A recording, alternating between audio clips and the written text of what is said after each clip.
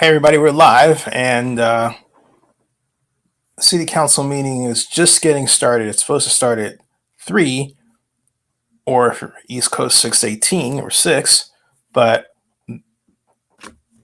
Crystal Sams, who represents the Oakland City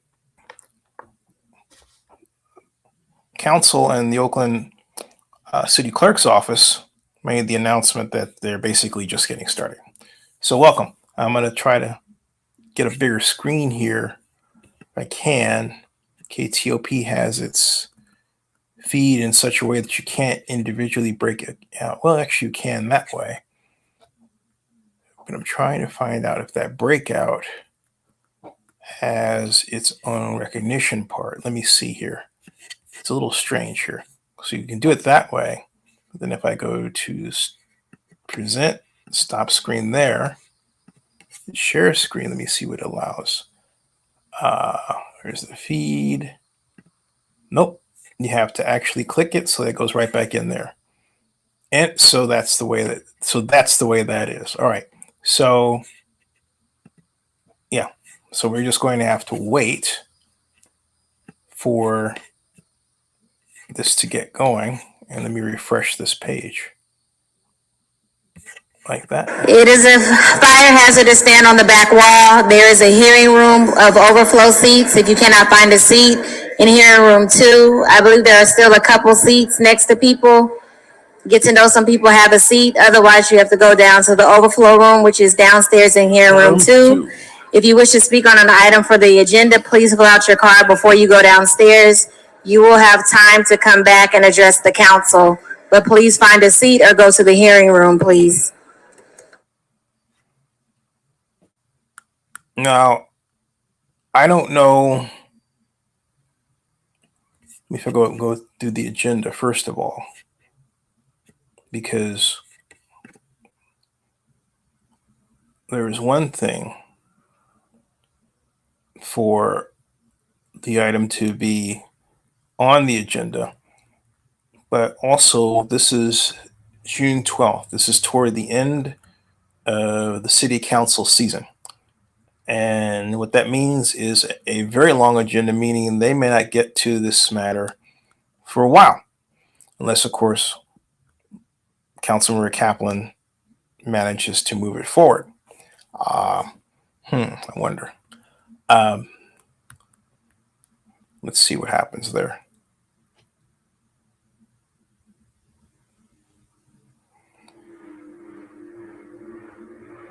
You have to admit this is an exciting development because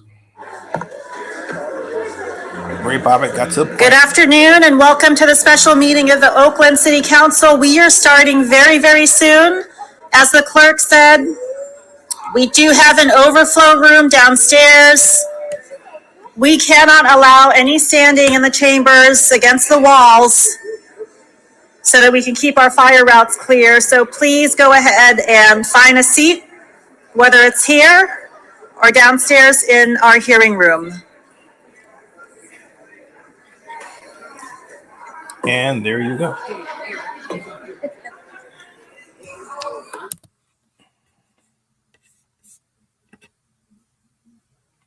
Okay, so as you can tell, she pushed a button and we don't hear her anymore.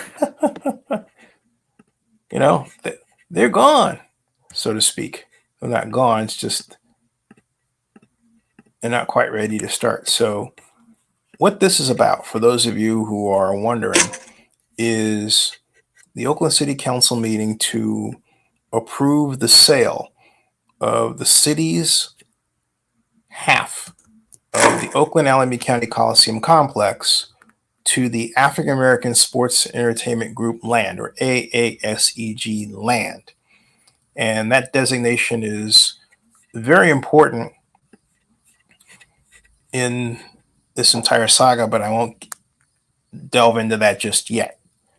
But the land sale will be for $105 million, and that money will go a long way toward, as the mayor wants to use it, paying down the city's $175 million deficit. Excuse me.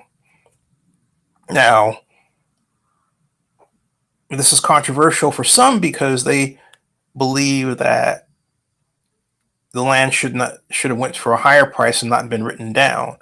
But as I point out to anyone, regardless of whether or not you'll listen, this kind of sale, this land write down, I argue is not substantial.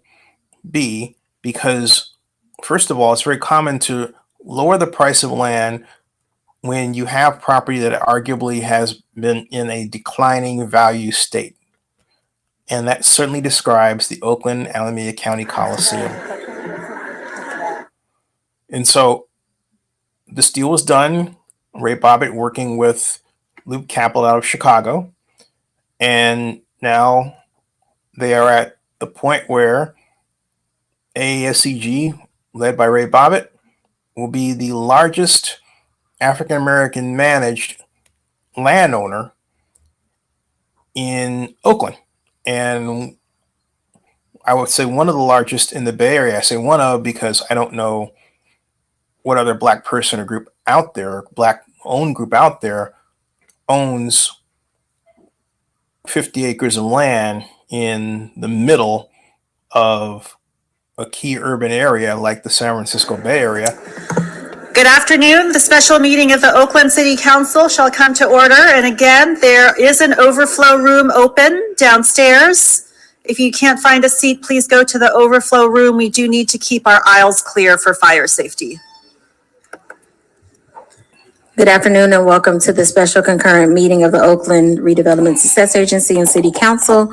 Before we proceed, we will have translation instructions. If I can have Maria start with Spanish, please. Thank you. Yes, one moment, please.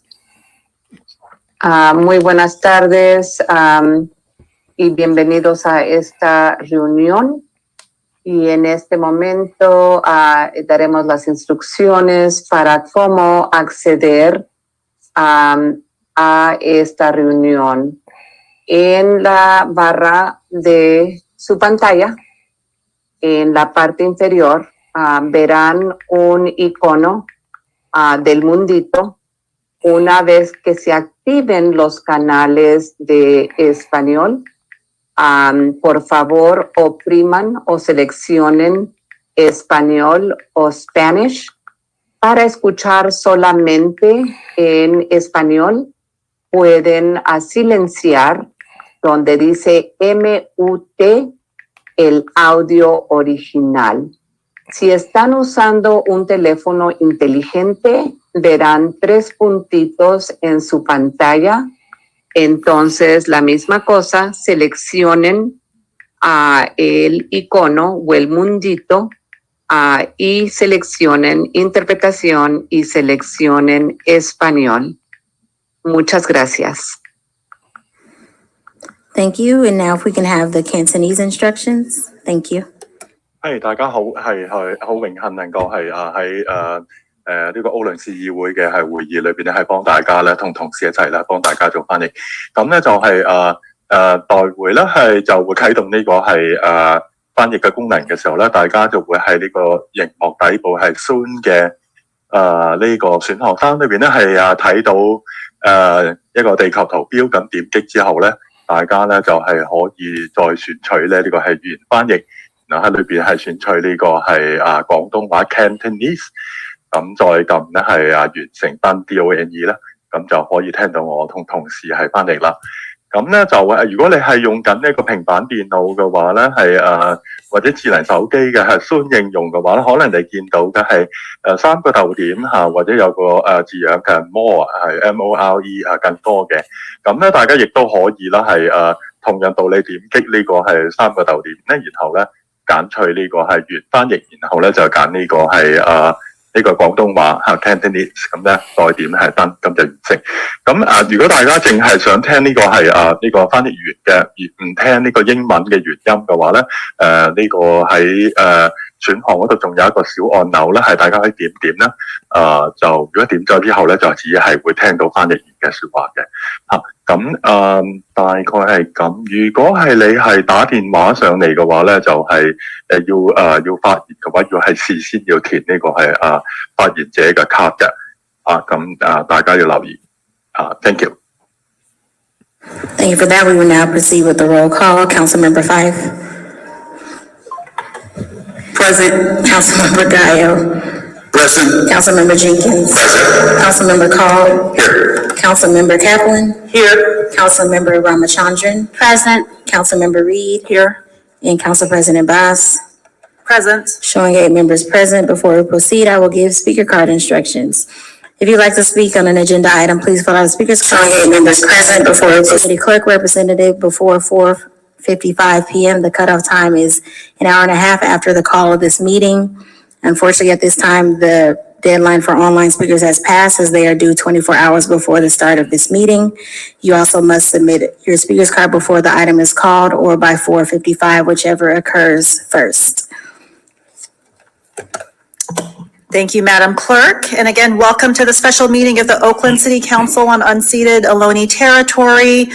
Again, we are encouraging everyone to find a seat or go to the hearing room downstairs. We have to make sure that the aisles are clear for fire safety. I want to thank all of our city staff for your dedication serving our city and all of the members of the public who are joining us today, whether you're here in the chambers or joining us via Zoom. Your participation is incredibly important to our work on the City Council. You heard the instructions from the clerk, and we also have some clerks here in front of us, so that if you have any questions, if you wish to speak, you can also ask the clerk's team directly. We also want to encourage. I'm just going to silence her for a second because Earl had asked, wasn't the A's given a discount, or weren't the A's given a discount for their purchase of the other half of the property? I mean, AESEG was given the discount, not the Athletics. The Athletics have no control over the land at this point. The Athletics don't have no control. Let me switch that. That was the A's, but really it's the city's land. And what happened was that the city, in this instance, this is the city land. The county part is such that the A's have that right now. Okay, so we have two different issues here. We have the county, and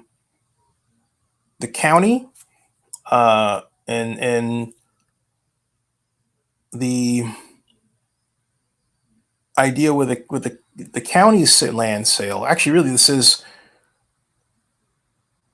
what was the county's land sale. The A's bought it from the county, and then the A's decided, hey, you know what? We want to get rid of this. So the idea was to allow AESEG to buy it. And that's what's going on. So it's not, so because of who has control over the land over the Coliseum, the way this is that the AESEG already has control of the land for its ENA. All right, that's already out of the way. That's the city side. This really deals with the county side. And so the county land is the land that was in the A's hands. The A's and AESEG have negotiated a purchase sale agreement. And so that lands us to where we are here. But by the way the rules are, it's not because the A's are actually determining to sell the land, and the Coliseum managers the property, which is the city. They were able to say, well, let's figure out a negotiated price. And the negotiated price was 105 million. Now, let me make sure that what I'm saying to you aligns with the staff report, so I'm not missing something, because it's very easy to do that here. Hold on a second. Let me see what's going on here with this public comment. And opportunity for all. We commit to the action of Love Life as our motto and mantra. I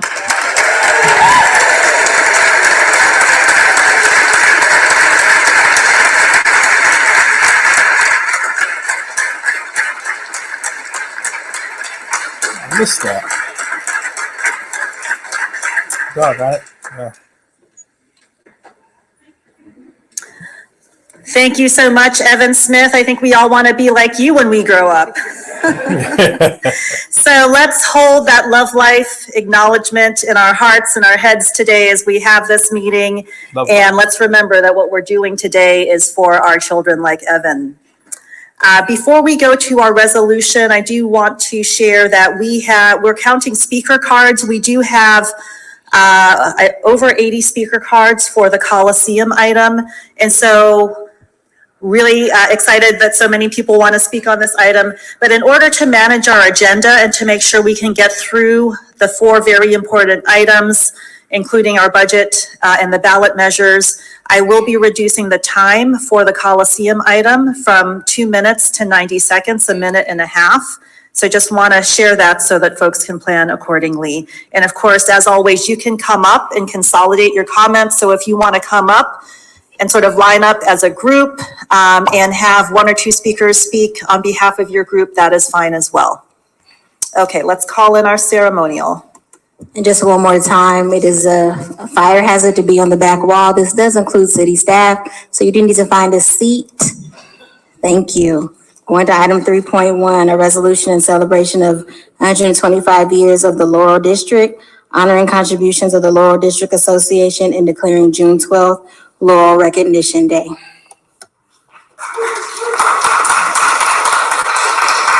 Okay, Councilmember Ramachandran, you have the floor. Thank you.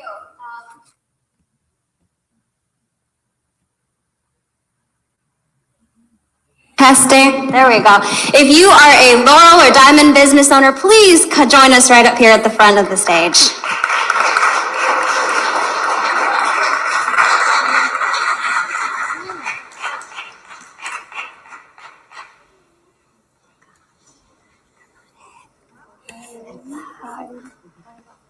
Okay, while that's going on, let me go back to your question. All right, there are 2 things going on here. There's the city's land of the Coliseum. There's their 50%. And then there's the county's 50%.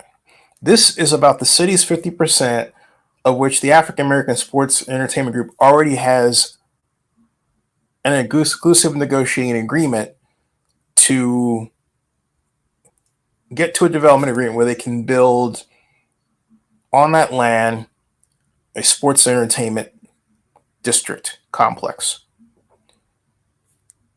So the city elected, as part of these negotiations, to sell the land to AASEG for $105 million. Okay, so that's going on. Meanwhile, separately, AASEG is in negotiations with the Athletics to obtain their part of the whole. Remember, the Athletics bought land from the county side, and they went into a agreement such that they would pay the amount owed for the land in tranches. The last payment of which was $45 million, and that cleared several months ago. All right, so that lays out where we are. This is about the city side. All right, so you're saying, were the A's given a discount for their purchase of the other half of the property? And the answer to that question is technically, yeah, they only bought it for what, 80 million, something like that. And this is 105 million. So there are people who are arguing that, oh, it should have been more than that. I hold steadfast to the assertion that land write-downs are a tool of good urban economic development. That you want an organization like, for example, all right, hi Eric, like for example, the African American Sports and Entertainment Group to be able to afford to buy the land so they can build on it. You don't want to, particularly as a city, it's public land. You don't want to be seen as trying to gouge someone or arbitrage them. And I believe there are actually laws against that. You have elected officials involved. So this is a good deal. Anyway, let's listen to the city council meeting. We'll go back here. But thanks for that. I just wanted to make sure I answered your question, not allowed it to linger too long. Okay. And go chill. But now with those guys, they really helped, and they were there and we felt safe. And with my daughters and stuff coming out and people being in my store late at night, it's good for me to see that those guys can walk around, patrol the area, and keep the crime down. So shouts out to them. Let's support that funding. Thank you. Thank you. I wasn't planning on speaking, but anyway, I'm Dr. Dorothy Okamoto, and I've had a practice for 40 years in the Laurel District. 40. So I'm still the property owner, and I've been paying my taxes for now 43 years. When I first moved into the building, I removed the iron gates. Okay, that was many years ago. Because of the crime scenes going on, the new business owner, she has had the windows broken, the front door broken, the glass broken. She had inventory stolen, and I was thinking, not a great way to welcome a new business. And she had to put bars up again. So my hope is that with the ambassadors and with a change, with a little time, she can remove those iron gates again. Thank you.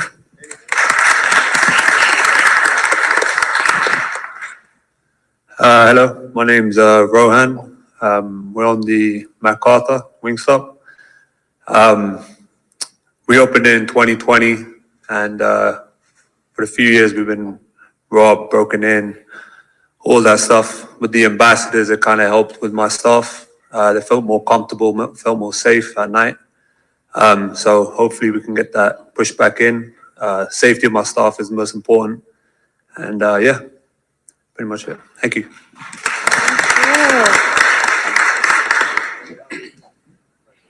Hi. My name is James Whitehead. I've been a business owner in the Laurel District for over 10 years now, running a little pizza place. And in those 10 years, I've seen more than my share of stuff happening around the neighborhood. Just yesterday, as I was leaving the restaurant, O'Reilly Auto Parts had another armed robbery, probably the fourth one in the last few weeks. I've had many things stolen and taken over the years. And I definitely, over the Christmas season, I think it was nice having the ambassadors in the area. It definitely tried to help increase some foot traffic, which is something I think all of us need in that area. Like I said, I've been here a fairly long time. I've lived in the general area for almost 30 years. So I'm well aware of how this city can be. And I'm scared of what it's becoming. And I think if there's money on the table, it should be a unanimous vote for city council to make that a reality, at least for the next year. So, thanks. Thank you. My name is Ken for Canna Dispensary. What I will say is that I've seen the neighborhood definitely make some changes. It's a lot cleaner. You start to see more people outside. What I would say is bringing back the ambassador program is a start. I think gathering the community more and coming together, having conversations, talking, and working through some of the different issues that each individual business has and concerns that the residents have is very important. And I just urge that we as a community come together with our leaders and to talk about that, because that's what thrives Oakland. I've been to plenty of the street fairs, and you do get people out But we also need those people out during the regular work week, not just due to festivals and fairs that are being put on. And so I just ask that we, at a minimum, bring back the patrols, but then also let's getting together as a community on a regular basis and talk about other things that we can do to support the community, support the businesses as a whole. Thank you.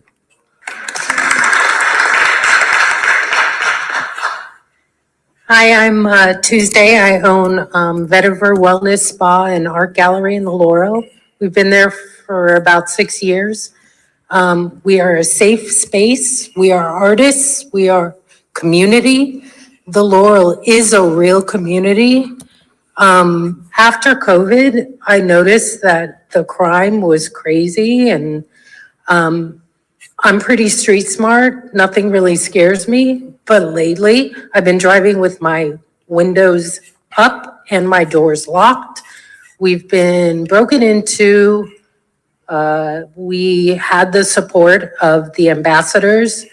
They've always checked in on us to make sure we're okay. We have people working there late, practitioners, massage therapists. People come to us to be chill, and they want to leave chill. They don't want to have to worry about walking to their car or anything like that.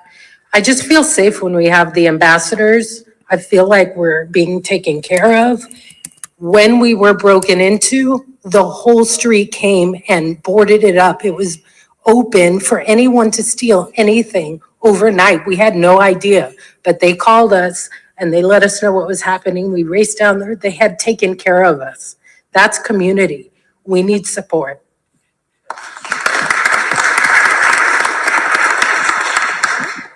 Hi, everybody. My name is Rachel Rajput. I'm the owner of Left Coast Power Yoga on MacArthur in the Laurel District, and I've been open for about 5 years. And similar to the last speaker, we really want people to be relaxed in our studio, but unfortunately, after a morning class about a month ago, a student was robbed at gunpoint in her car. She stopped, this is 9:45 in the morning, she stopped at the corner of High and MacArthur on a stoplight. Someone came up and stole her purse off of her passenger seat at gunpoint. She had to run a red light to get away. So this is a person that'll never come back to my studio, never come back to the Laurel. And unfortunately, we're losing people to these incidents all the time now. I do think that the ambassadors are very necessary. Please bring them back. I even think it should be extended to daytime patrols because a lot of this crime is also happening in the daytime in plain sight. So please, any support we can get would be much appreciated. Thank you.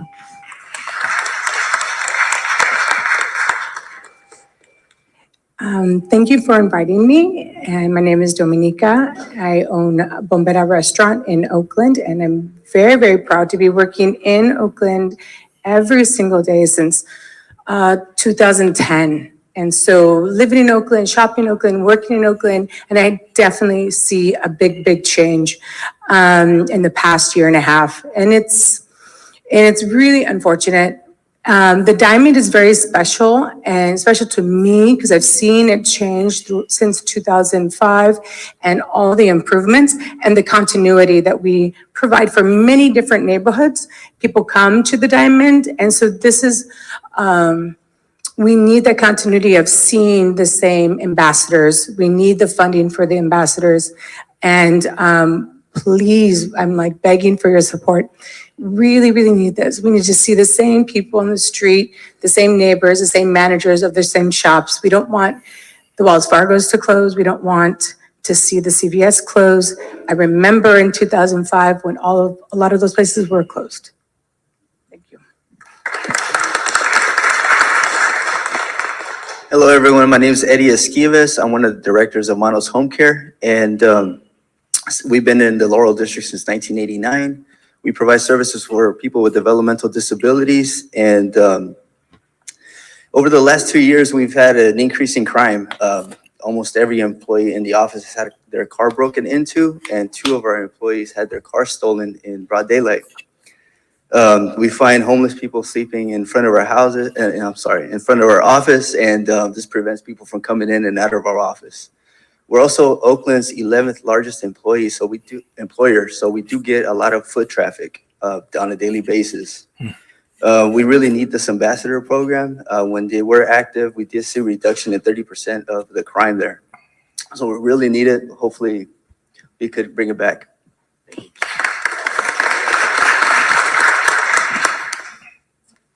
Good afternoon, everybody. My name is Hamza Galib, owner of Mocha House Cafe. I've been in the Diamond District for almost 7 years. I have seen the changes rapidly increasing ever since COVID hit. Things have not been the same, especially in the Diamond District. The rampant crime has increased a lot. And when we had the Safety Ambassadors program going, I personally saw the difference when I saw a lot of people walking on the streets, kids with, family members, moms with strollers, enjoying their time, feeling safe. We really need to have that program reactivated again to get that sense of safety and security, as we cannot lose any, like my previous neighbors and business owners mentioned. Lots of businesses have been closing due to safety and security. I myself have experienced so many break-ins within the last 3 or 4 months. So we really need, and we wish, and we hope, and we urge the city council members to consider this program, as it will increase the likelihood of people wanting to visit that neighborhood and enjoy their time. Thank you. Thank you so much. Councilmember Ramachandran, just a time check. We're at 12 minutes, and I know several people signed up as public comment as well. We'll just do one last speaker and then we'll move to public comment. Thank you. Hello, my name is Nina Moore, and I am a part owner of Everett and Jones in the Laurel District. The Laurel District is very special to my family because we went to Laurel Elementary. We've lived in that community, so we saw the ups and downs of that community. But I'm gonna talk about the positive. Yes, we need the ambassadors, but the good thing about Everett and Jones is that, yeah, we had one break-in, but no, they didn't come back and mess with us because we hired those kids that went to juvenile hall. We hired the welfare to work, and I feel like, yeah, bring them, but in the Laurel District, let's hire these kids in the summertime so that they can have something positive to do. Thank you.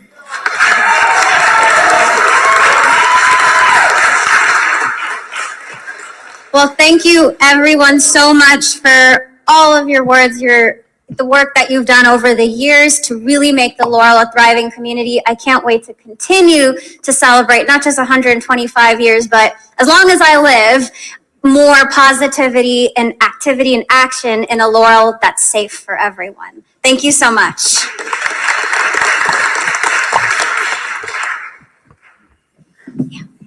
Thank you all so much.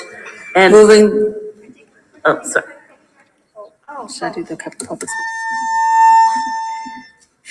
Moving to the public speakers, if you'd like to speak on this agenda item and haven't already spoken, please step to the podium as your name is called, or please raise your hand in Zoom. Jane Williams, Meninder, Dorothy Okamoto, Rachel Rajput, Rohan Sandhar, Daniel Swafford, Nikki Tosiello, Stan Jones-Weisner, James Whitehead, Don Johnson, Sharice Allen, Rich Allen, Tuesday Cohen, Eddie Escoviz, Miss Asada Olabala, Rajani Mandal, Brittany Cresswell, Kevin Whittinghall, Alyssa Gritz, Elizabeth Stage, Sam Asima, Alyssa Gritz, I think that's a duplicate, Tilly Hudson, Kola Omotosho, Vincent Fua, Cal Saley, Elizabeth Sanchez, Aaron Thornton, Troy Welch, Andrew Venari,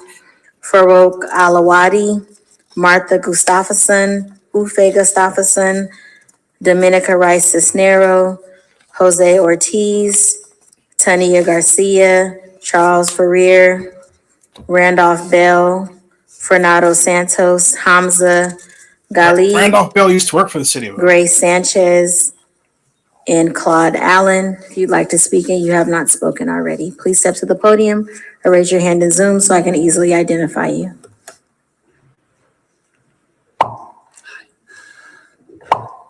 Good afternoon, Daniel Swafford, Madam President, members of the council. Thank you for honoring the Laurel District and its legacy. As you can hear from the speakers, they represent the heart of Oakland. We've got one of the most diverse districts, and they came out today because of their love for this city, for the neighborhood, to invest as young entrepreneurs, to stick around as mom and pops, as you heard, for 40, 50 years in some cases.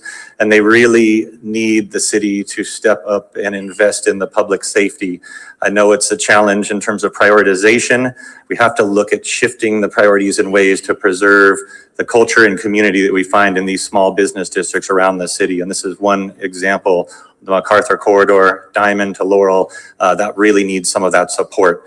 The LDA, the Laurel District Association, I'm the executive director, has a budget, but we have a management agreement with the city that only allows us to advocate so much money into public safety. We're doing everything we can, and we need you there with us. So thank you.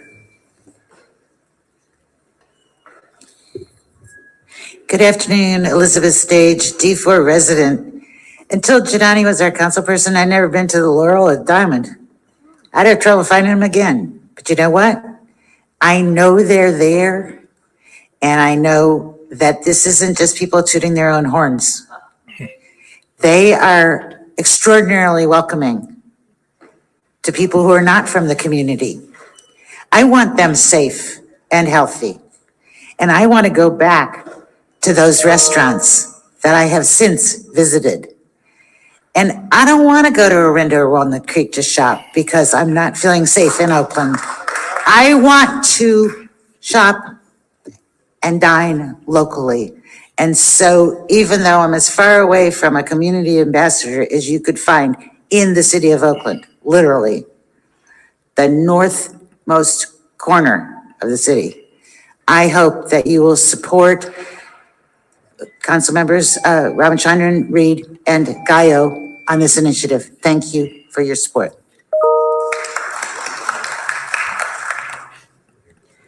Hi, I'm Nikki Tasiello. It's like toss the jello, Tasiello. And I've been a Laurel resident for the past almost 4 years and recently joined the 25X Council, Neighborhood Council, because I really want to be a part of the solutions of Oakland. And I think to act globally, act locally.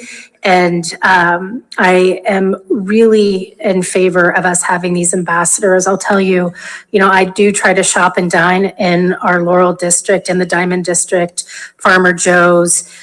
We go to Body Mechanics. We go to Vetiver, Mischief for gifts. And having those ambassadors on the streets not only made me feel safer, but they felt really part of the community. They asked us how they were doing. They introduced themselves. They really cared to make sure that we felt comfortable on those streets. And so I really, really want to encourage us to put funding towards those solutions that bring community together, especially in the Laurel and Diamond. Thank you.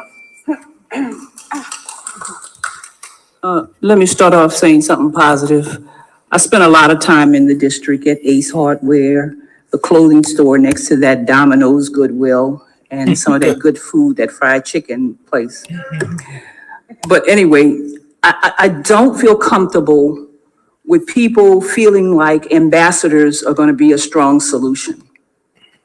Just like here, I know for a fact the security guards that they have here, I can cut up because they can't touch me. They can't touch me. They have to call the police. And the same thing with these ambassadors. They can't put their hands on nobody. They don't carry any guns. And once the criminals realize that, they're just going to push them to the side. Do not make this a serious alternative to what we seriously need to do. And I think that lady from the barbecue place, Everett Jones. we got to find some substantive reasons to give people to have a real alternative. Jobs, drug intervention, housing. And so the ambassador program, I'm not supporting it. Y'all can support it if you feel it's comfortable, but I know they don't have nobody in here. I can cut up all day, and when they do come in here, I can say what the hell I want until they call the police.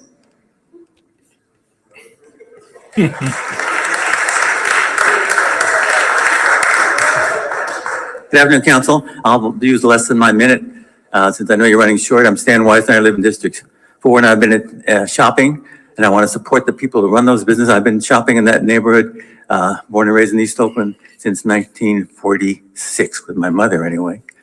And it's an important part of Oakland to have this cost-effective, very low-cost effort being made in business districts around the city. So I urge your consideration of the Community Ambassadors programs. Thank you.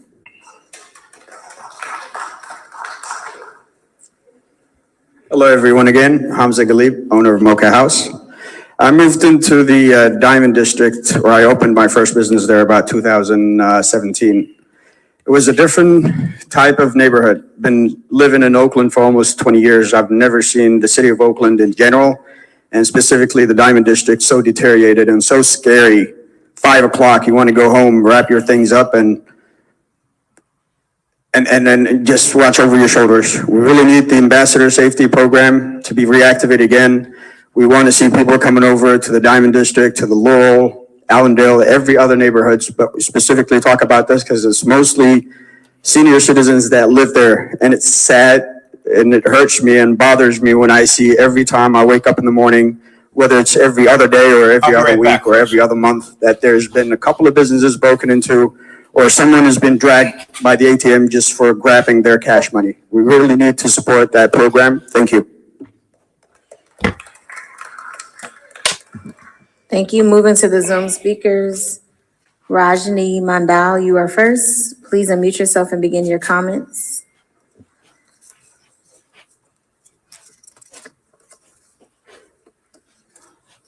Rajni. Hello, my name is Rajni Mandal, and I'm a resident of the Glen Arms neighborhood in District 4. First of all, I'd like to extend my support in honoring and celebrating the 125 years of the Laurel District, which is a great example of the diversity of Oakland's business districts. My neighborhood is between Rockridge and Montclair, and unfortunately the incidence of crime, just as in the Laurel and the Diamond, has decreased myself and neighbors from shopping locally. From candy stores, a vet hospital, a community clinic, a bakery, a jewelry store, and community grocery stores, there have been innumerable broken windows, stolen cash registers, and property damage. One neighbor watched his car being broken into while getting a haircut. Another saw a whole row of cars being broken into while having a meal. My kids and I have seen innumerable thefts from CVS, Rite Aid, Lucky, and Safeway. Both of our cars have been broken into while grocery shopping. My neighbors are going to other cities for routine shopping. This is business that should stay in Oakland. So I wholeheartedly support the Safety Ambassador program that is included in council members' amendments. Please fund safety ambassadors. We want to shop Oakland. Please make it a safe Oakland.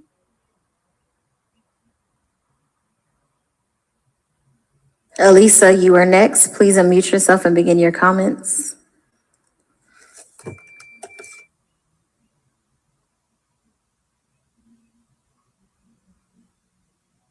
Elisa, I see you are unmuted, but we cannot hear you. I'll give you a moment to figure out what's going on with your audio and come back to you. Troy Welch, you are next. Thank you, council members. My name is Troy Welch. I'm one of the owners of Laurel Ace Hardware on MacArthur Avenue. This hardware store itself has been serving this community since 1921. I became an owner of it in 2017. I too agree that in 2017 it was a much different area than what it is today. Post-COVID, we've had a number of serious instances, such as we've had multiple delivery vans, forklifts, and even our safe stolen from our store. We've had employees beaten to unconsciousness and hospitalized. We've had employees tased in my own store, and multiple vehicles from our employees stolen. During the 6 weeks that we had the ambassadors program, we did notice a decrease in theft. And I know that my own staff, as well as the customers that were shopping, had commented how they felt a little safer. So I would urge you to please continue to fund the Safety Ambassadors program in the Laurel District. Thank you. Elisa, trying you one more time. Please unmute yourself and begin your comments.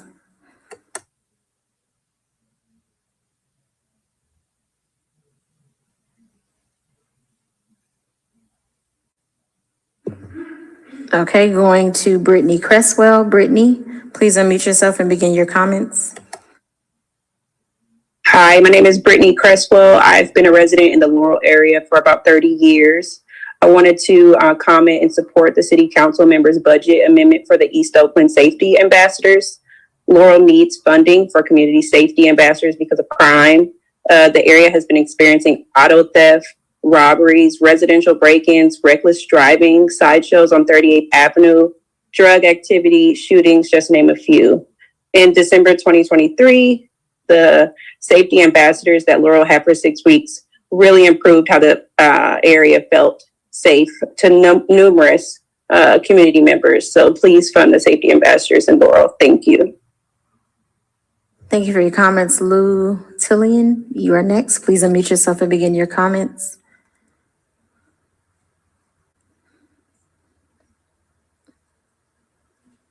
Lou Tillian? Can you hear me now?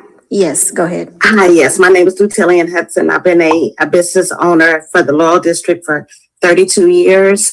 I'm also one of the founders of the street fair, and that is now known as the, it's a sidewalk sale now known as the street fair.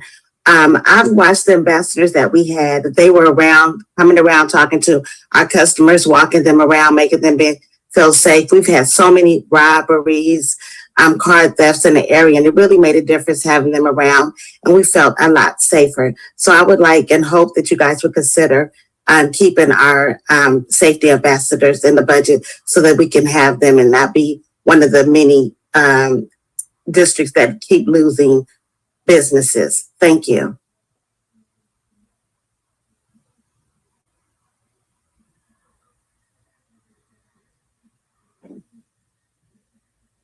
iPhone 35, can you state your name? Username iPhone 135. Hello. Yes, can you state your name, please? My name is Farouk Aladi. I'm owner of Two Star Market. We've been in the business for over now 40 years. I've seen grown in the Diamond District myself, and I could just tell you that the Diamond District have quite changed. Like my other neighbors and businesses since COVID, there has been a decline in people walking down the street, people coming out to shop. And I think this safety ambassador program will definitely help. We do need it as well in Diamond. I understand the safety, it's both Laurel and help, but we do need it as well in Diamond as well, especially around the Diamond Street, MacArthur, and Excelsior over there by Diamond Park. There has been a quiet mugging and people vandalizing as well. Cars been stolen. So it has caused a lot of decrease in people coming into shop, and especially Trying Elisa one more time. Please unmute yourself and begin your comments. Can you hear me now? Yes. Perfect. Thank you. Sorry about that. Okay. Yes, sorry. My name is Alicia. I'm with Marquardt Property Management. We've been in the Laurel for over 60 years. With the safety ambassadors during the time, we definitely noticed a decrease in crime, in car break-ins, in business break-ins. Our customers felt more safe to come in.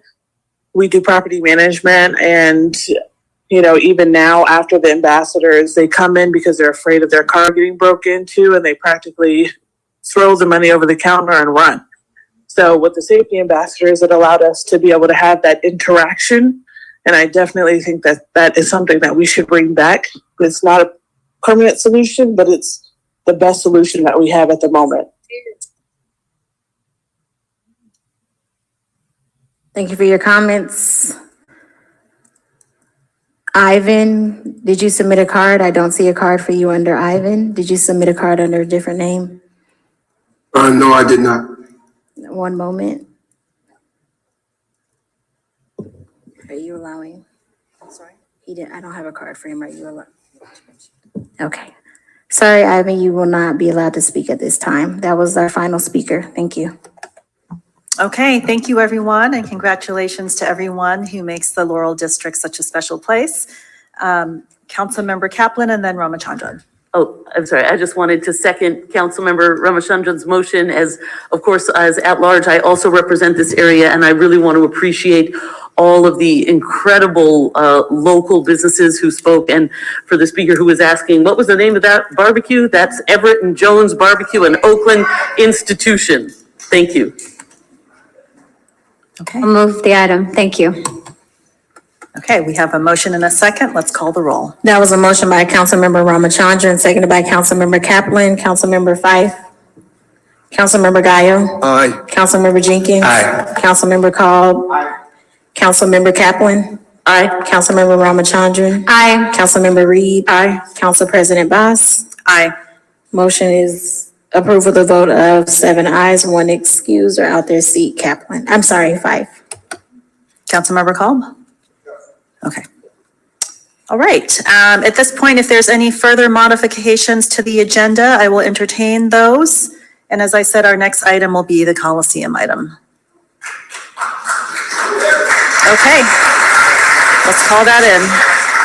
Skipping forward to item 7, which is an ordinance authorizing the city administrator to negotiate and execute a purchase and sale agreement with AASEG-Land LLC, a Delaware limited liability company, or its affiliate for the sale of the city of Oakland's undivided 50% interest in property located at 7,000 Coliseum Way, Oakland, California, for $105 million to be paid in installments and conditioned on development of on-site affordable housing and other benefits, and adopting appropriate CEQA findings. There are 94 speakers on this item.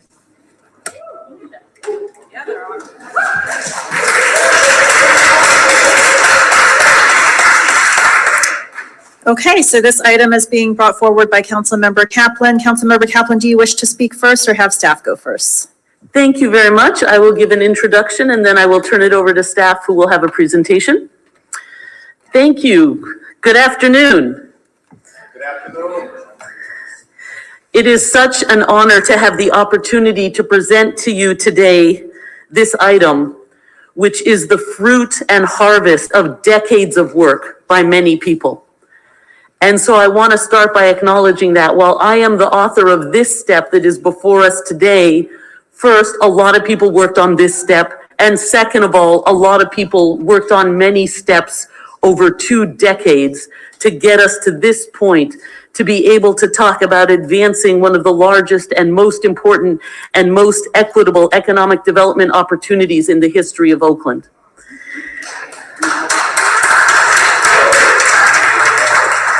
So today is a holiday called Shavuot, also known as Pentecost. The holiday that falls on this day celebrates receiving the scripture on the mountain. And it is said that there came a point where the elders went up the hill, but 2 of the people, Eldad and Medad, stayed in the camp and prophesied in the camp. And someone came to Moses and said, Moses, these 2 dudes are like prophesying in the camp. You need to stop them. And Moses said, I do not need to stop them. Would that all God's people were prophets. And we have the opportunity for all of us to participate in the upliftment of Oakland, in the upliftment of community, in the upliftment of jobs and opportunity by advancing one of the largest parcels in all of Northern California from the risk of becoming abandoned blight if we do nothing, to the opportunity to turn it into a site of housing, including one of the highest rates of affordable housing we've ever seen, including jobs for the community, business opportunity for the community, and tax revenue for the city. I want to be clear, this is not a short-term plan, this is a long-term plan. Oakland needs to raise our property tax base, and this project will do so by billions of dollars. Oakland needs to expand jobs and opportunity, especially in East Oakland, especially for communities that have the highest unemployment rate, and this project will do that. And so what we have before us is the opportunity to build on the work that was done in 2015 when we adopted the Coliseum Area Specific Plan, in 2019 when we declared the property surplus to pursue its development, and in 2021, when we adopted the ENA with AASEG, the African American Sports and Entertainment Group, to proceed with developing it. This is an opportunity to create jobs and create hope and create revenue that will come back to the city of Oakland every year for years to come to strengthen our ability to provide vital services. And so I ask for our full support as we work to build this important opportunity in our community. And I will turn it over to the staff to provide the presentation. Thank you so very much.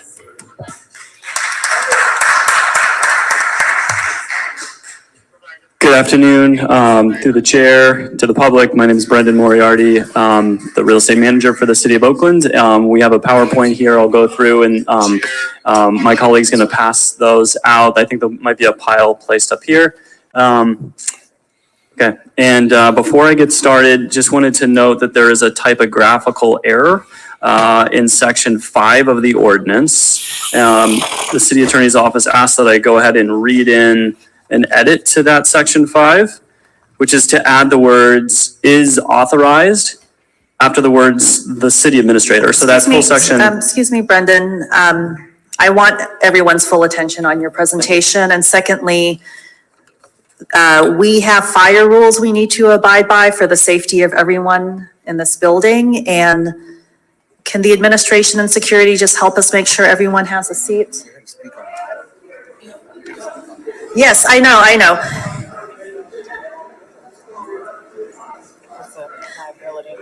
Okay. So what we're going to do is make sure everyone has a seat for the presentation. And as the clerk calls your name, we will make sure you have an opportunity to speak. Sorry about the confusion. I just want to make sure we're applying to our fire codes. And let's make sure everyone's seated so they can all hear the presentation. And as they move to the seats, let's thank and appreciate the Lincoln University football team.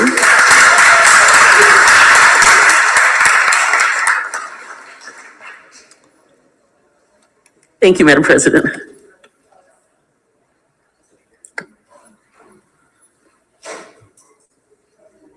We'll just give them a minute to get downstairs and make sure they can hear the presentation too.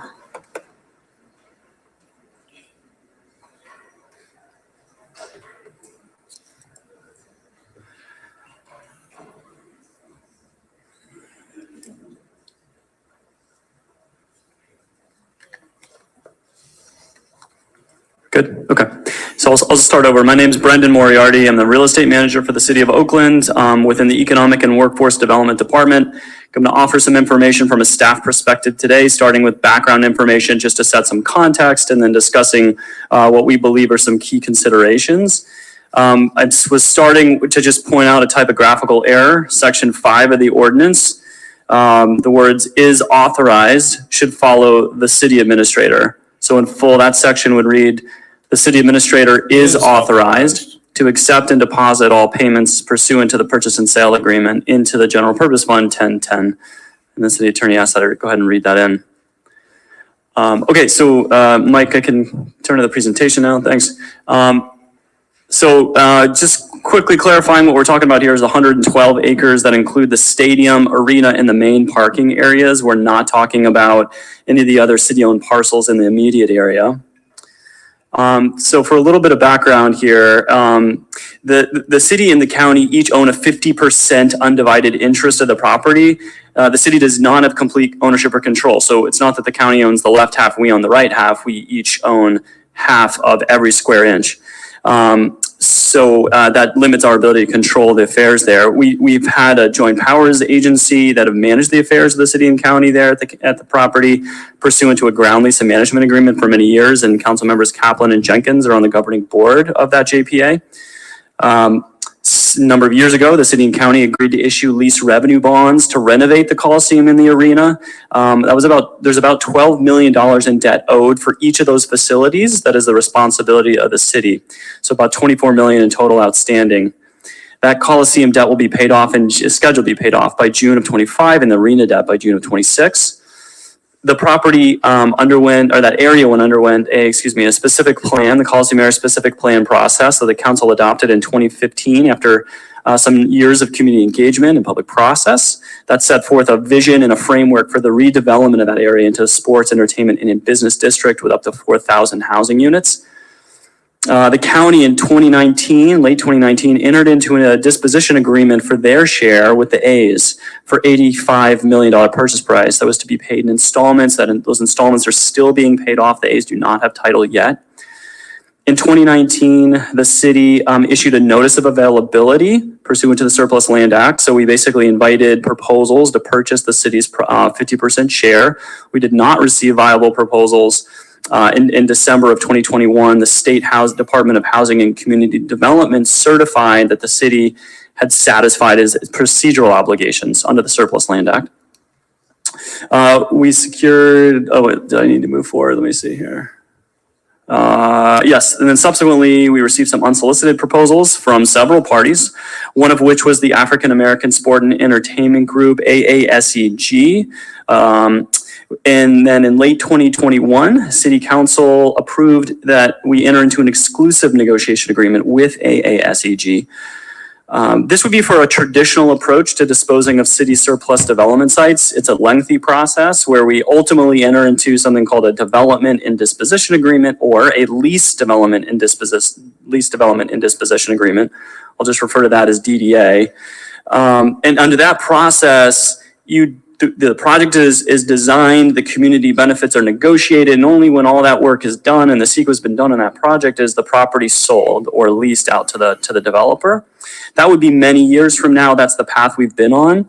This ordinance would terminate the ENA. It would replace it with a purchase and sale agreement.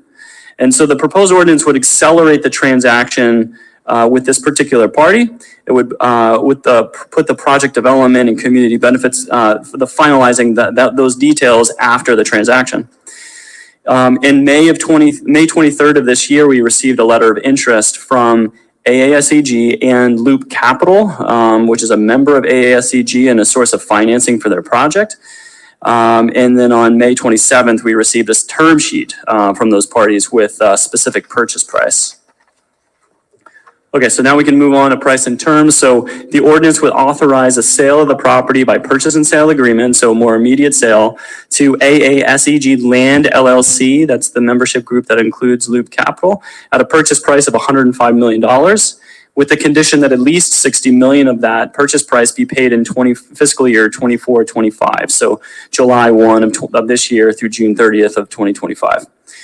Furthermore, it would require certain restrictions be placed on the property at close of escrow. And I think the intent of the ordinance here is to create some assurance around a community benefits process, given that this transaction would precede the full negotiation of community benefits that we would otherwise do under the current ENA process. So what do those deed restrictions do in particular? If one of them is an affordable housing deed restriction, so this would require that at least a quarter, 25% of all housing to be built on that site be affordable for families earning up to 60% of the area median income, and with at least 10% of the total amount of housing on the site being affordable to households earning just up to 30% of area median income. In other words, deeply affordable. That is an increase from what's called for in the specific plan, which is 15%. So we move it from 15 to 25. In terms of community benefits, it would require, there would be a deed restriction recorded at close of escrow that would require that the city and the developer negotiate in good faith a bundle of community benefits within 5 years of close of escrow. And those benefits would include, but would not necessarily be limited to, those topics you see on the screen here. Labor agreements and labor peace, local and small business contracting goals, workforce training and local employment provisions, living wage, other things I can't see behind the transcript there. Thank you. Public open space and parks, sustainable and green development standards, transit affordability and accessibility, anti-displacement and housing preservation programs. Thank you. Okay, and then let's see where my notes go. Okay, so those are the deed restrictions. In terms of some considerations that we think the staff thought were important to highlight for council and the public today, first around price. The probably the best way to consider the value of the property is to look at the sale of comparable properties. There's no better comparable property than, or sale than the county's sale of their 50% interest in the exact same site to the A's. That is an ongoing sale at $85 million. That's an installment sale, total 85. And again, the proposed sale here is at 105 million. That's about a 25% increase over the county's sale price. This would be 10 million less than the purchase price contemplated under the ENA. There's a couple ways to look at that, I think. One is that this is the cost of accelerating the sale. The city would be placing additional risk on the developer under this approach. The risk the developer would be bearing around receiving entitlements for their project. They'd be buying it without that surety. Whereas under the current ENA process, they wouldn't be buying the property until those entitlements were secured. It also reflects the time value of money. If the city stays under the ENA and proceeds with a DDA, then the city would not realize proceeds for quite a number of years from now. Whereas under the PSA, the city would receive funds much more immediately over the course of the next year plus. And it also reflects that the developer would be buying the site with encumbrances. These deed restrictions around affordable housing and the community benefits process. So that's some considerations around price. Around payment schedule, this would be structured as an installment sale with at least 60 million pursuant to the ordinance, or a little more than half the sales price, to be paid to the city and recognized according to generally accepted accounting principles in this next fiscal year. The city administrator would delegate, the ordinance would delegate to the city administrator authority to work out the remaining details of the payment schedule. Title to the property would not actually transfer to the buyer, AASEG, until the Coliseum bond debt is paid off, and we expect that to occur by 2026. So that's a payment schedule consideration. In terms of ongoing ownership, let me go back there. There is fairly significant risk to remaining in title for very much longer on this property. So to this point, the Coliseum has been leased to the A's. They've been responsible for maintaining and operating the facility. Once their lease ends later this year, it'll be that responsibility will revert to the city and the county. And the city will be in a property management position that's really not ever been in before. We'll be responsible for finding revenue to cover costs without Major League Baseball. And we estimate that the city will have to spend somewhere between 10 and 15 million per year to subsidize ongoing operations and otherwise spend about 7 million per year to mothball the facility. This would all be while in a co-ownership arrangement with the A's. This could be quite a bit more challenging than co-owning with the county. In terms of economic development, a consideration here, this transfer of title earlier we believe would accelerate redevelopment of the property. As discussed with that DDA process, that would not result in a disposition for a good number of years. Whereas under this process, the buyer would start paying for the property immediately and come to own the property within a couple of years. So the developer would really be incentivized to activate the property and move as quickly as possible through entitlements and a development process so they can start to get their investment back. And in addition to the sales proceeds, of course, the city will realize new property tax stream as a result of the sale, and then additional tax revenue derived from the actual redevelopment. A few more considerations, community benefits. So as I've explained, typically we negotiate a full community benefits package after before the property is transacted. In this case, the ordinance would invert that. We would convey the property and then complete negotiations over community benefits package. The city does occasionally sell property this way via purchase and sale agreement, where council authorized doing that with the Oakland Raiders training facility. The State Surplus Land Act does anticipate jurisdictions will do this at times and accommodates that. And I should point out that AASEG has expressed in their written communication to us their intention to put forward a project that conforms with the specific plan I mentioned earlier.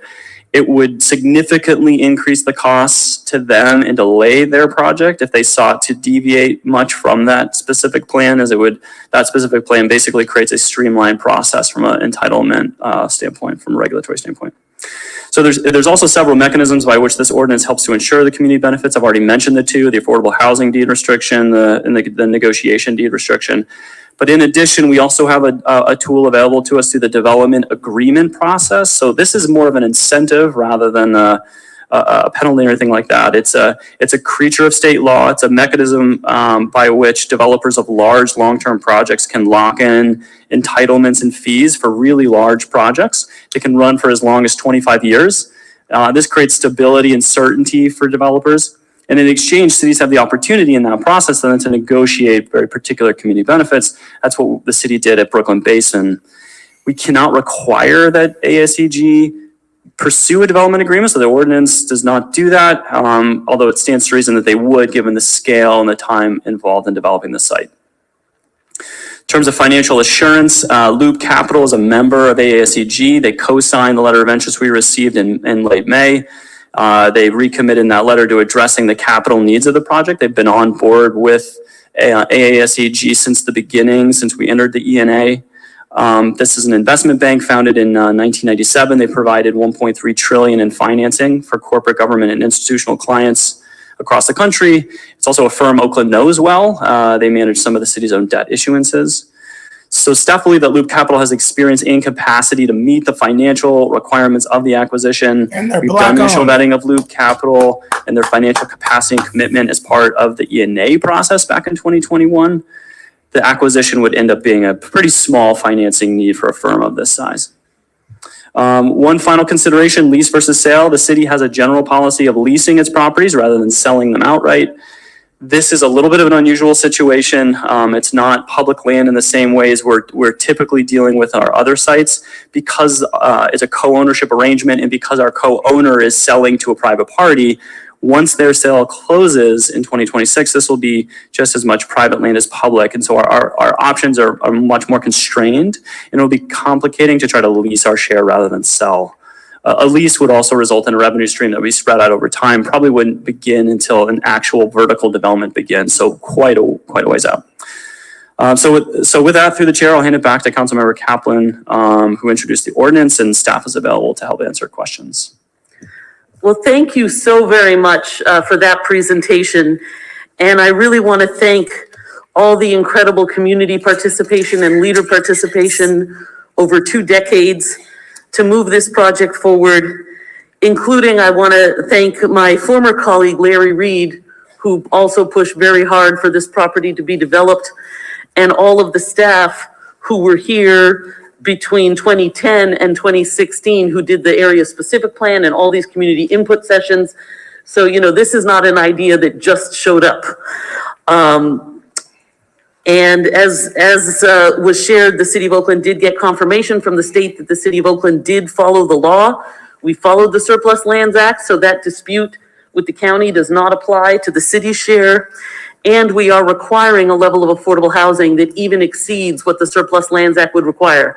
So we are not only following the law, we're going above and beyond in terms of ensuring the community gets what the community needs. And lastly, as also one of your 2 representatives on the Coliseum Authority Board, I want to really reinforce how difficult the current mixed ownership structure has been being, and that we are at risk of losing bookings, losing events, losing revenue if we don't take action because of the complex ownership structure and decisions that were made by others. And so we have before us today an opportunity to create jobs, revenue, as well as resolve the ownership structure that has been being a problem for the city, and do so in a way that'll let us develop this incredible opportunity site. And so I present this for your consideration, and I do respect that we have a lot of public speakers as well. So thank you, Madam Chair. Thank you. Do we have any questions or comments from the council before we go to public comment? Councilmember Gallo? Yes, and just for the public's information, and certainly we know the Coliseum property for a lifetime. So the current status of the Coliseum today, just for the public's information, is undivided between, well, the Oakland A's now and the City of Oakland, right? So there's no line says that's your half and this is my half, right? But at the same time, back in 1995, through Robert Bobb, we established a bond that the taxpayers are paying for to bring back the Raiders and to rebuild the stadium. And we're still paying for that, or they're still contributing to that for the maintenance of the stadium and so forth, right? Then we had the Warriors with the arena, and we're now, so I guess for the public's information, if this deal does not go through, the city and the county will have to pay for the maintenance of that property. And that would entail millions and millions of dollars on the county's half and on the city's half. Do you know what that amount is? The amount that the city will have to pay towards maintaining the property?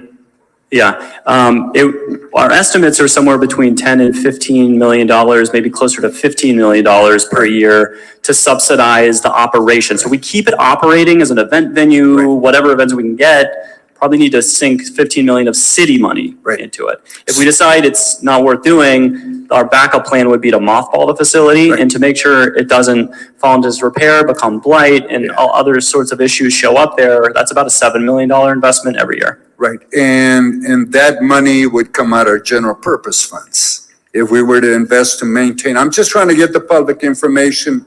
If we don't do this, we have to pay for that and do it this way. Right. All right, so it's a business transaction.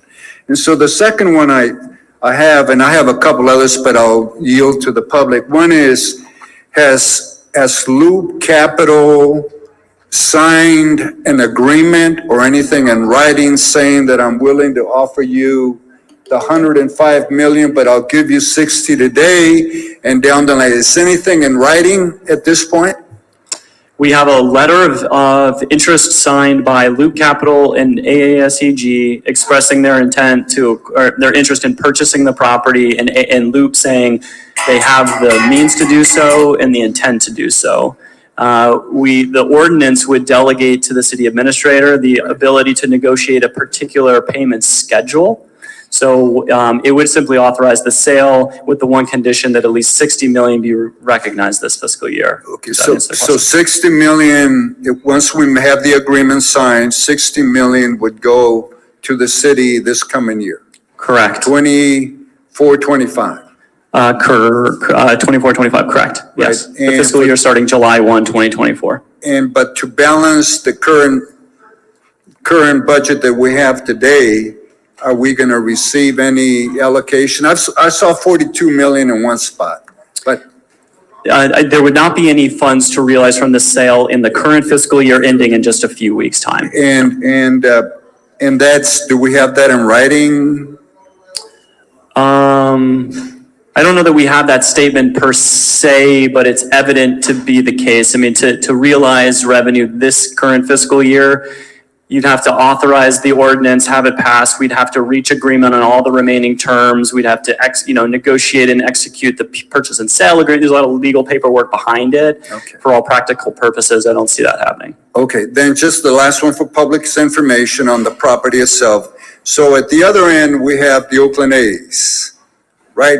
And their final arrangement of payment is in 2026, my understanding. Is that accurate? That they have a provision in the agreement that says if they leave or announce their departure from Oakland, they have to accelerate their payments.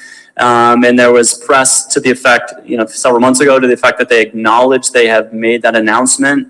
And so we'll be honoring that obligation. I don't know whether the county's received the check yet or not, but they will take title one way or the other in 2026. It's just a question of when the money is fully paid off. But that property will be half of that property will be under their name. Correct. And so the last one is there already negotiations between the Oakland A's and AASG in terms of maybe we can come together and purchase the property from the A's? Right. I believe there's been some press coverage to that effect. I know that there are representatives here today from ASEG, probably best to defer to them on that question. Okay, good. So the A's are now willing to sit at the table and work something out for the future. Okay, thank you for that information. Thank you. Thank you. And if it's the pleasure of the sponsor, we can have a representative from AASEG answer that question. Councilmember Kaplan, is that helpful? Thank you so much. As we're preparing to go to the public speakers at this time, if I understand, but also the question was whether ASEG is also working to acquire the other half, to which the answer we saw was yes. But do you need more than that at this? Do you want to hear the answer was yes? The public's information. As people are not sure the relationship with the A's and we're by this half, who owns what, who pays for what. Yes, and just for the record, Ray Bobbitt, AASEG, just wanted to obviously confirm that we are in negotiations with the athletics with respect to the other side. The negotiation is progressing forward. We initially, and we want to thank the city because one of the terms of the potential extension was to negotiate with us. And so once that happened, we began a pathway which they stayed on. Even after the extension didn't get completed. So we are in a healthy negotiation. The idea would be to merge both sites. I'm glad to Thank hear you for that Thank you. information. Thank you. Thank you. Okay. I believe we have Councilmember Reed. Yes, I'm going to reserve my comments so that we can, on the support that I have for AASEG and this incredible opportunity. I just wanted for the public, Council President Bass, through you to Brendan, if we could just clarify based on the questions that came forth from Councilmember Guile, that this item that we are voting on is specific to AASEG and the sale of that land. This item is not speaking to how proceeds or funds allocated from this land may be included in the mayor's proposed budget, which I have my own reservations and concerns with that I am not able to speak with today, but that has nothing to do with this item. And so I want to make sure through the chair that we can clarify that support for this item is separate from what we're discussing on a future item related to the mid-cycle budget. Thank you. Thank you for that. And of course, I'm happy to have staff chime in too, just to confirm, but let me confirm 100% in terms of what I am bringing forward, both what is actually in writing and what is the intent, which is this is an authorization to move forward with this project on this site with AASEG. This agenda item before us today, which is item 7 on today's packet, has no allocation of how the money will be used. That would be a decision by the council through a separate item. And so this would allow us to move forward with this project. Thank you. Okay. And so happy to have all the speakers here today. All right, so we are going to have the clerk call our public speakers. Again, we have over 90 speakers. You will have up to 90 seconds or 1.5 minutes each. And we certainly encourage you, if you came with a group, to consolidate your comments. You can come up to the podium at the same time and have a couple representatives speak on your behalf. We definitely want to make sure that we hear everyone as well as get to our vote on this item. Okay. Did you want to? Go ahead, Madam Clerk. Okay, the organized groups. Thank you, Madam Chair. Lowering all the hands in Zoom. Once you hear your name. Madam Chair, there is a request if they can call the organized groups up together, or do you want to actually go through all the names, or could they have folks to?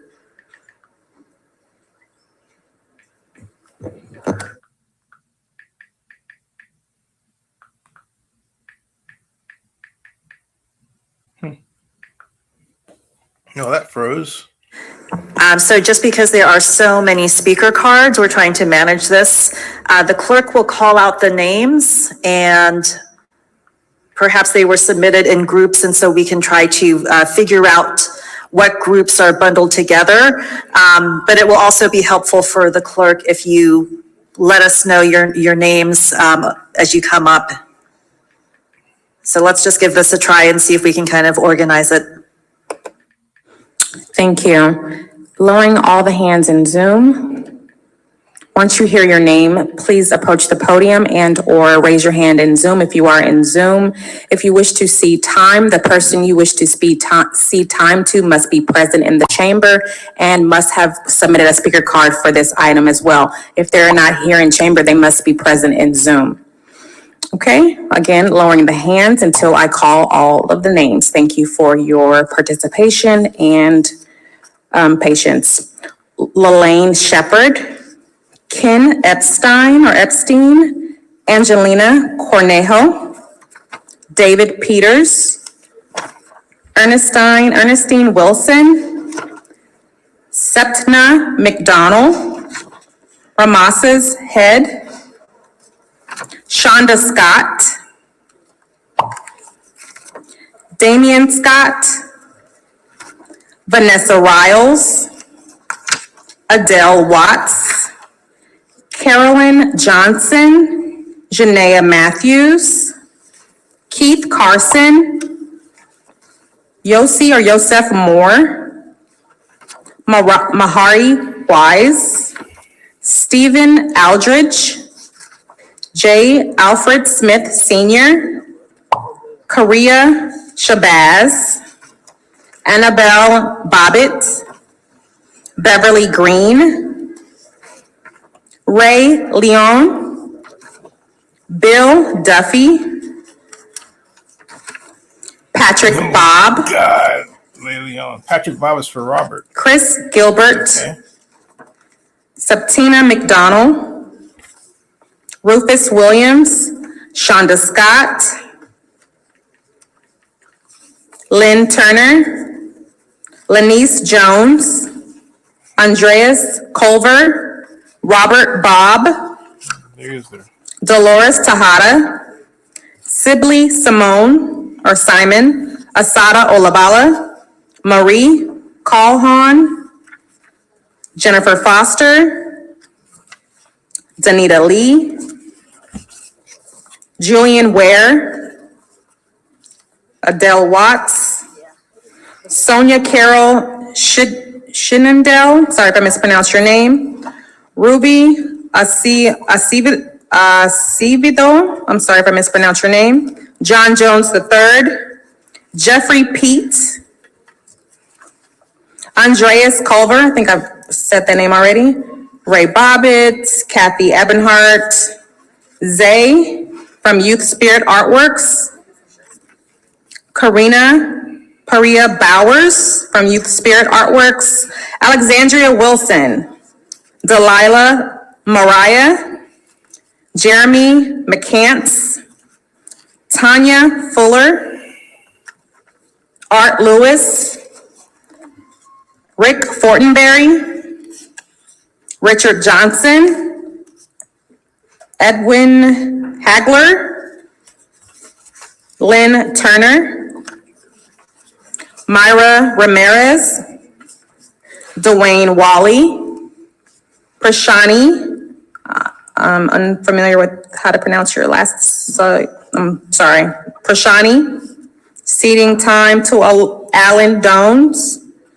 both must be present in chamber, Alan Dones, or in Zoom, Regina Davis, Nina Moore, Dominic Ware, Gay Cobb, Akila Franklin, Paul Cobb, Jeffrey P., we already have you, Nita B., Deborah Tejada, Boy, I hope this doesn't turn into black folks Lindsay hating on each other. Bevins, Sabir Lockett, Man, Vanessa Riles, Sheeb Isbell, sorry, I'm unable to read the first name, Isbell, last name, Idris Argan Dewall from the Oakland Roots and Soul, Samantha Wise, Thomas Martinez, Doug Blackshear, Omar Allen, Saba, Jason Gumatau, Andreas Culver, Kitty Epstein, You already said Ronnie that, Boyd, Glenn Upshaw Jr. from the Men of Influence, Stanley Cox, Molly Davini, Kathy Leonard has 2 cards, Chuck Johnson, and Damian Rainey. So if you heard your name, please approach the podium or raise your hand in the Zoom app. If you wish to see time, please state your name and the other person's name. Both of you must be present either here in chamber or via Zoom. Please state your name for the record before you begin. Good afternoon. My name is Laleen Shepard. I'm here representing Lincoln University.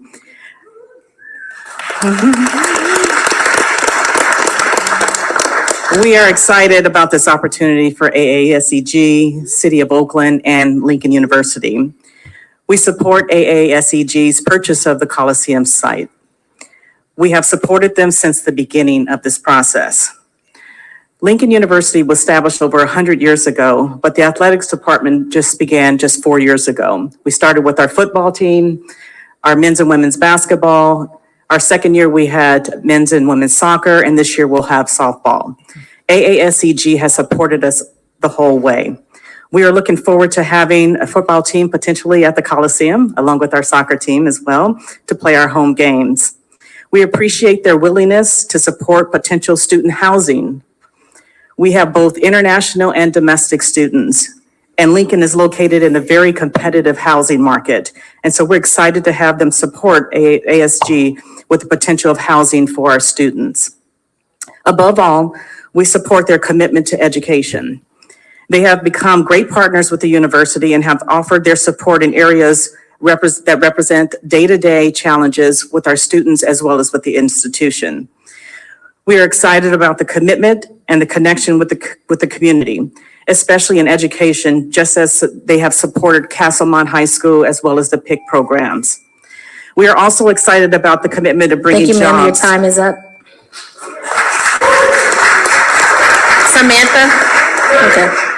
Samantha Wise has ceded you some time. Thank you. Okay, it's just a few more. We're excited about the commitment to bringing jobs and their support to grow sports and entertainment. Many of our students need work in order to pay for their education. The passion of AASEG for sports and education is why Lincoln University is in full support of AASG. Thank you.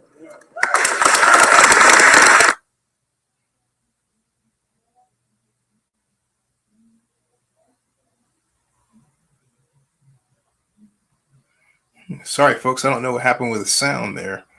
That's the city's doing. All right, go win it.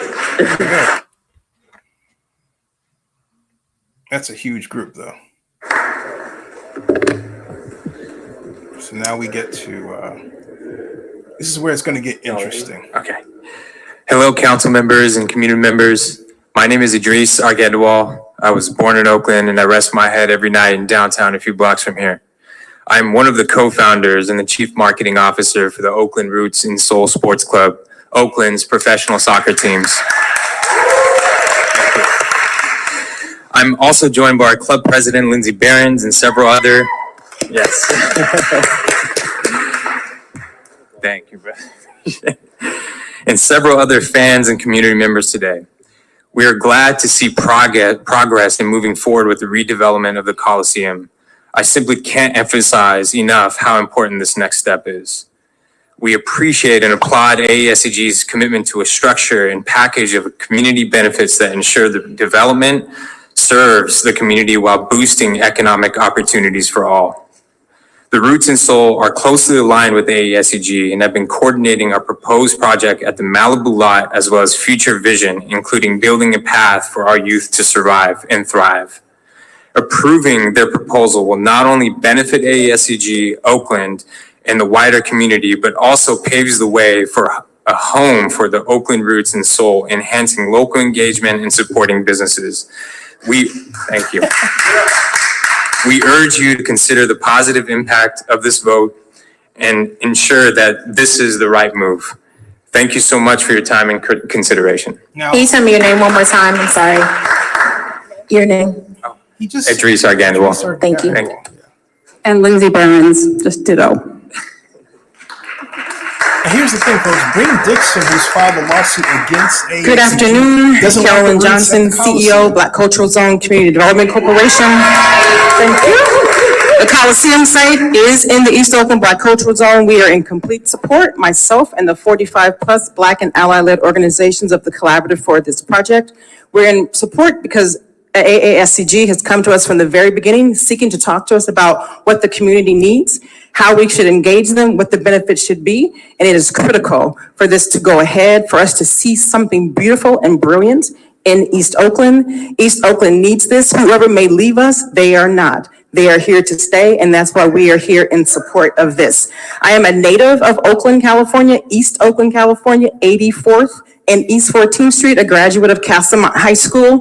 AASEG has partnered with the Black Cultural Zone and Castlemont to have students' voices involved in the process. That's critical. It changes lives, it changes opportunities, and we desperately need that.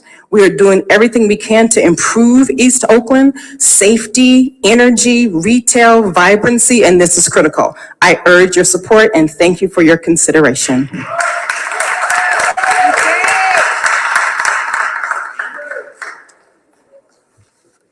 Good evening. I accept your minutes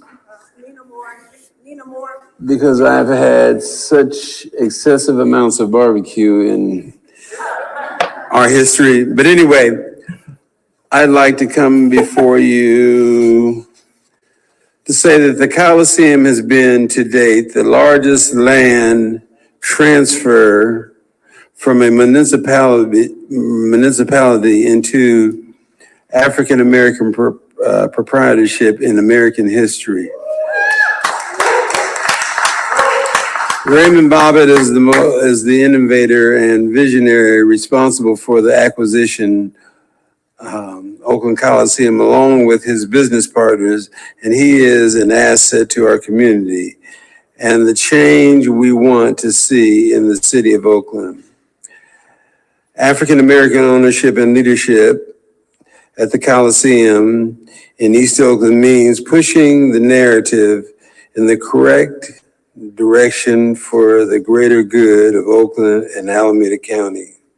I, Jeffrey Pete, support this motion to allow Raymond Bobbitt and his partners to be presented the option to purchase the beloved Oakland Coliseum. Thank you very much.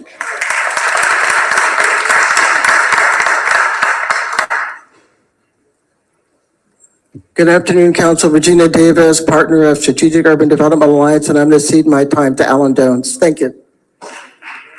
Good afternoon, Prashani Satyapal. I am ceding my time to Alan Dones. Good afternoon. I'm Alan Dones, and hopefully I won't need the time. I'm honored to be here. I really want to first thank the City Council for this opportunity. Today, the AASEG steps on the field with a team of equity all-stars, ready to score touchdowns and break barriers and records for economic empowerment in East Oakland and the entire East Bay region. Our fearless leader, Ray Bobbitt, has assembled a dream team by drafting a powerhouse lineup of business professionals, experienced development professionals, and most importantly, community leaders who share a common goal to transform the Coliseum into a complex, into a beacon of opportunity and prosperity. We are a dream team united in our commitment to our community. And we have a home field advantage. Today, the council is voting on a purchase of this site, but the AASEG understands that we could never really own this site. The site will always belong to the people of Oakland, and we have a sacred responsibility to develop it in a way that serves the best interest of Oakland, and especially East Oakland. We see the Coliseum as our collective home field, and our game plan is to ensure that everyone in the community shares in the future victories. We have a winning playbook, community benefits as well as economic returns. AASEG understands that prioritizing community benefits is not a sacrifice play, it's indeed a strategy for success. We understand how investing in our community is the best way to assure strong financial returns and attract top-tier investors like Loop Capital. Therefore, our playbook involves creating a wealth of opportunities for our local residents, including well-paying jobs, creating an ecosystem for small businesses to launch and grow, creating ownership opportunities for East Oakland residents and Oaklanders to own a piece of the action, building intergenerational wealth, and to transform their lives. By investing in our community, we will help the city address its short-term and long-term budget challenges, and in doing so, we will create a stronger, safer, more vibrant city that attracts new businesses and residents. And yes, we fully intend to bring Major League sports franchises back to Oakland. This development will be a magnet for top-tier teams and the return of our region's historically proven loyal fan base. For Oakland, we're now in our 2-minute warning. It's the bottom of the ninth, and it's a 1 possession game. And so the Don't follow the ball. Come AASEG on, is not just aiming to win more championships. We're playing for a higher purpose. Our city's survival, revitalization, and the restoration to our deserved status as a world-class major league city and the economic engine of our region. By prioritizing affordable housing, accessible green spaces, and thriving businesses, we will create a city that benefits us all. And finally, in closing. Thank you, Mr. Jones. Your time is up. Okay, thank you. All right.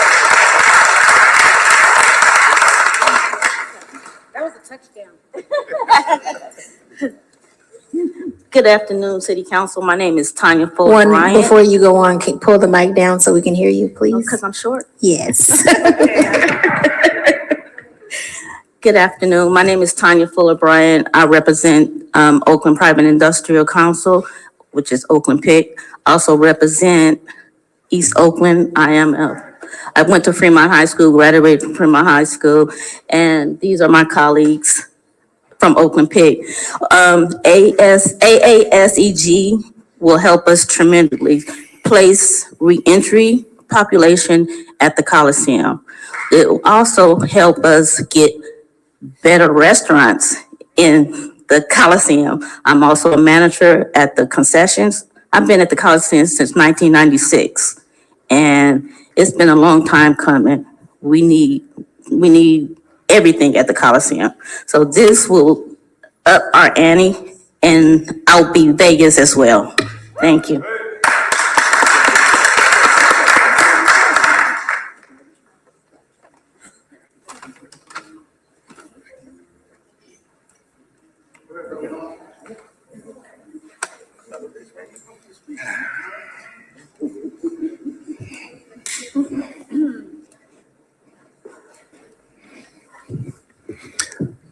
Good afternoon, President Bass and honorable council people and Mr. Justin.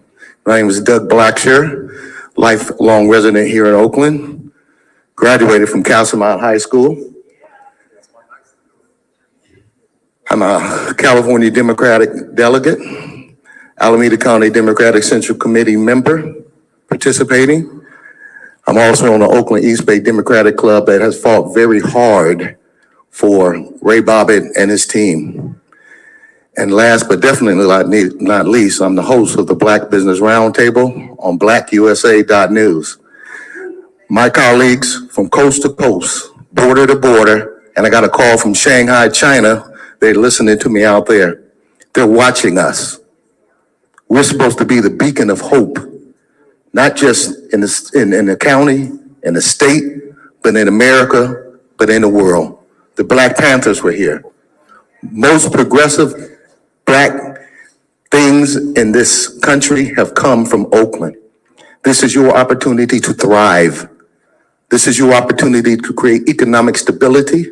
This is your opportunity to develop what the nation and some people across the world thinks that we can't do, and that is unite. So I humbly ask that you unite on this important item. Thank you.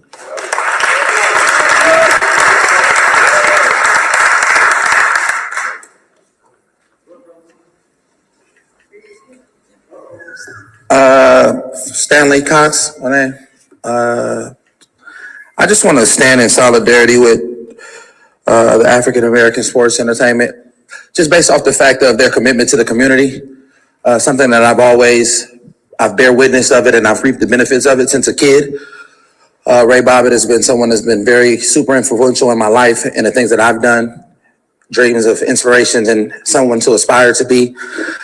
One thing we must understand, and I think we all can agree in, is that the power of the people will always be more powerful than the people that are in power. And as we congregate kind of thoughts of what we can do to create Aegis safe environments, we understand that education and employment is the main vehicle that drives us from criminal and crime prevention. And we're creating preventative measures to help these children.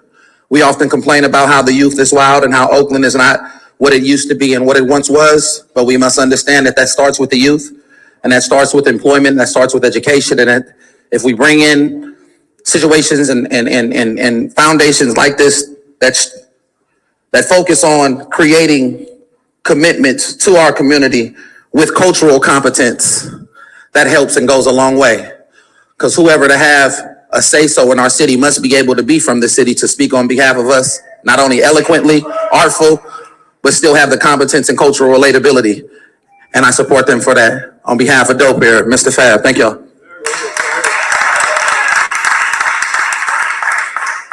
Greetings to the President of the Council, my council person, and the rest of the esteemed council members. My name is Ronald Muhammad. I'm from the country of West Oakland. I want to let you know that we are in full support of AASEG. They have a long-standing track record, as my little brother said, of 100% local hire. I've been here all my life. And this city is listed as a corporation. So I'm a shareholder in the corporation. And I've been a lifetime member in this corporation. My mother is a lifetime member. And so I think that I have some credence to be able to speak on the legitimacy and the longevity of their historical 100% local hire. In terms of how the funds, the details of the deal, I will not lie, I don't know that. But I know that they are tried and trusted partners. Their partnership, if you ask anyone who's been here, they've always hired 100% local hire. They're not going nowhere. Each member that I know of this group has the means to leave, but they're here. They've been here. So if we're going to trust and try folk with a limited amount of resources, this should be the group that should receive that honor.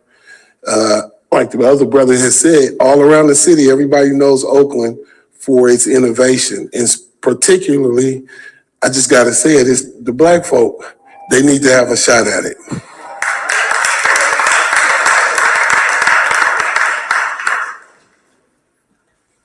All right. Good afternoon. Good afternoon. It's a big day for us. Good afternoon. Yeah. Yes. My name is Chuck Johnson. And I'm just here as a brother that was born and raised in Oakland. I used to walk to that Coliseum and go to the A's games. Who used to walk to them games? Yeah, so this is very big to know that a Black man now has a chance to be at the helm of managing such an incredible opportunity. And all right, we're gonna keep it real right quick. Oakland gets hammered in the media, right? Where's Channel 2? Where's Channel 5? Where's Channel 7 up in here? We got the Oakland Post in here. We got Soul Beat up in here. You know? So I just think that this is very vital, man. So we got to make this work. Ray, I'm here for you. You know, I'm 2 a.m. texts. I'll be here for you. Man, shout out to Ray because I just recently went to Castlemont with Ray and talked to some youth. And he teaches them architectural work. He got the rendering done for this creek to be remodeled behind Castlemont. So I just say you're a real one, and I just look forward to helping him in this endeavor. One.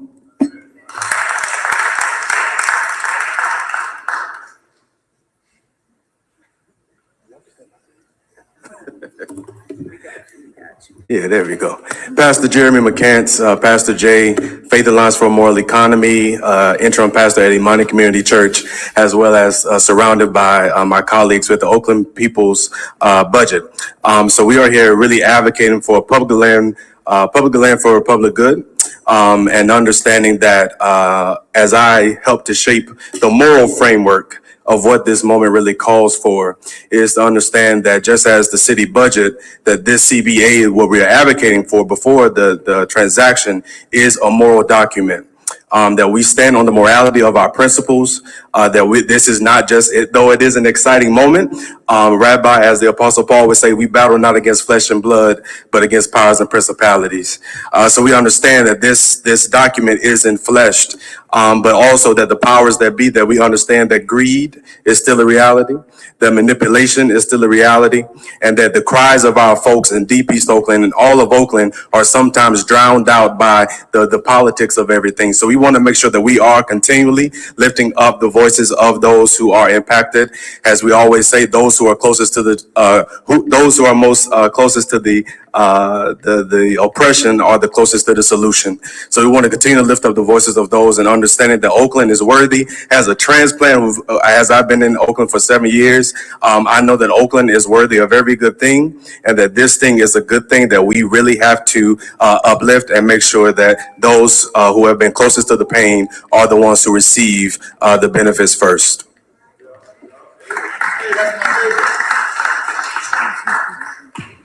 Good afternoon, council members and people of Oakland. My name is Vanessa Riles. I was born and raised in Oakland and have lived here most of my life. I live, work, and pray in Oakland, and my heart and spirit are here and always will be. Additionally, I am the Oakland campaign coordinator at East Bay Alliance for a Sustainable Economy, and eBase is a proud member of the Oakland United Coalition, which has been working to ensure that there is a legally binding community benefits agreement for any development that happens at the Oakland Coliseum for almost a decade. The abrupt decision to hurriedly sell the Coliseum site was made without community input. We call for the city to provide an opportunity for the community to provide input and feedback before the terms of the purchase and sale agreement are finalized. There should be a public hearing in front of the city council and the city administrative staff responsible for the negotiation and execution of the purchase and sale agreement. In fact, the legislation should be amended to require that the purchase and sale agreement requires approval of the city council. The current legislation lacks specificity about many terms of the sale that could be crucial, and the city council should see and agree to those details before the city signs away our rights and ownership of this vital piece of public land. It is imperative that the redevelopment of the Coliseum site includes a robust, legally binding community benefits agreement with community oversight and enforcement. The benefits of that agreement must be determined by the people of Oakland, most especially the people of East Oakland, who will be most directly impacted by the redevelopment of the site. Thank you, Ms. Rouse. Your time is up. Adele is going to cede her time to me. I'm sorry, say your name one time. Adele Watts, and I'm ceding my time.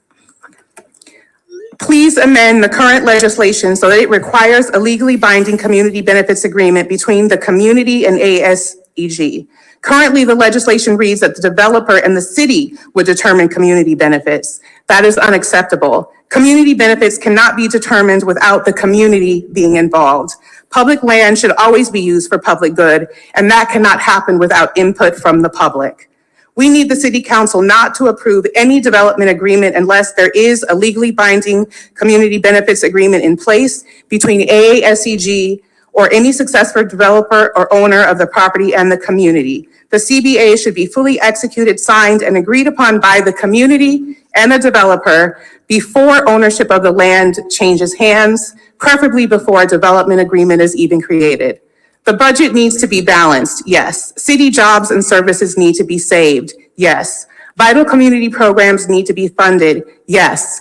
And public land must be used for public good. And that's not possible without the public input.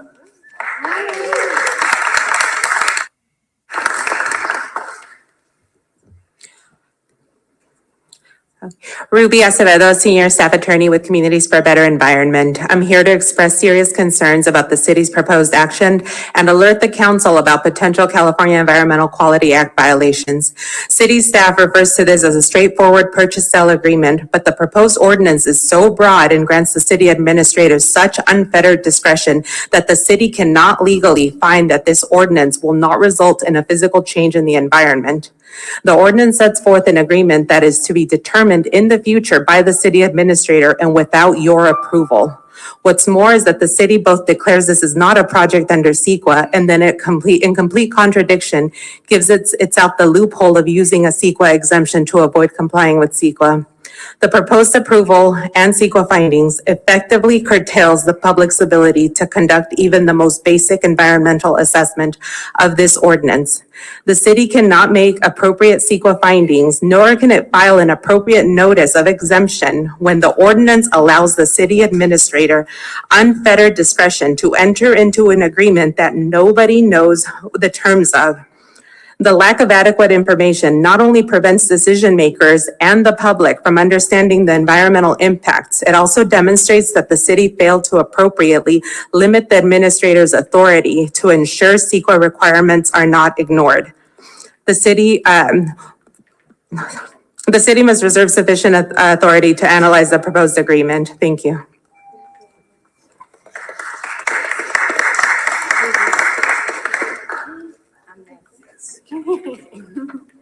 Hi, my name is Delilah Aviles. Let me open my thing, sorry. I'm a District 7 resident, former unhoused transitional aged youth participant at Youth Spirit Artworks Transitional Shelter, occupying Coliseum's public land. I'm also YSA's administrator and member of the Oakland United Coalition. According to the 2022 PIC count, Oakland has 1,346 unhoused transitional aged youth, 16 to 25, accounting for 10% of Alameda County's unhoused population. With only 127 TAY beds available, this is under 10% of the necessary capacity. We are asking for the city and developers to protect YSA from displacement and expand youth transitional shelters that will be directly impacted by development and utilize public land for the public's good through a community-driven benefits agreement. I entered YSA shelter after being chronically unhoused since 15 years old. In 2021, at the age of 20, hit by COVID-19, I had no housing, job, college dropout, phone, bank account, laptop, all of that, car, sense of self. After 2 years of the program, I was hired by YSA as their administrator at the age of 22. Here today at 23, I am with all these things I said I was without. I became housed for the first time since 15, employed and servicing the organization that serviced me, attending UC Davis with 1 year left, studying community and regional development. Ronnie will be seating time. Ronnie who? Ronnie Boyd. And can you tell me your name one more time? Was it Delilah? Delilah Aviles. Thank you. Okay. Boom, boom, boom. Where am I at? All to say, it is an honor to witness this change. And with that, I'm bringing in the voices most marginalized and disenfranchised to say public land should be stewarded for affordable housing that should be increased to 35%, since Oakland is already not meeting their housing element. Transitional spaces, shelters, like YSA, should be included in a legally binding community-driven benefits agreement, because community assets like such are life-changing and a part of the puzzle to addressing and mitigating homelessness. As the newest and freshest leaders of society, being youth, our generation is navigating a drastically different social fabric than generations before us. Youth are transitioning towards a reality that there might not be enough spaces for us to become, whether it is affordable or for transition. TAY youth programs, transitional spaces, places are in spaces and places shaping creative processes, opportunities, interventions, and transformation of our children now and to come.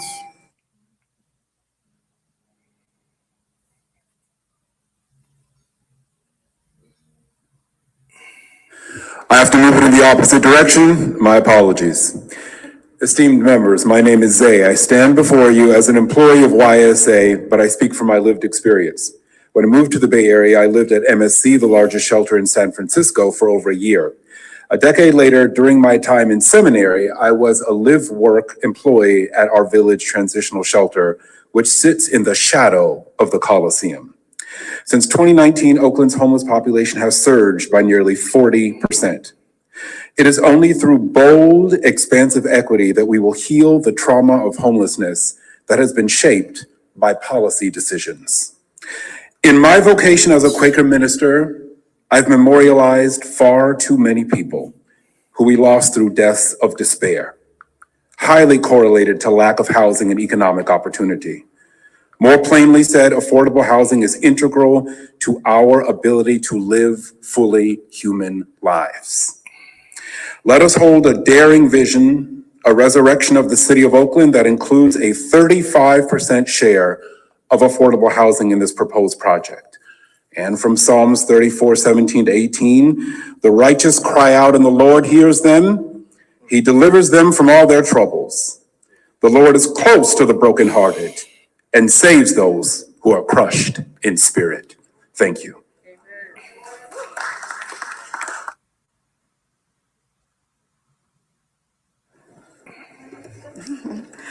Hello, everyone. My name is Alexandra Wilson, and I am the Director of Programs for Youth Spirit Artworks.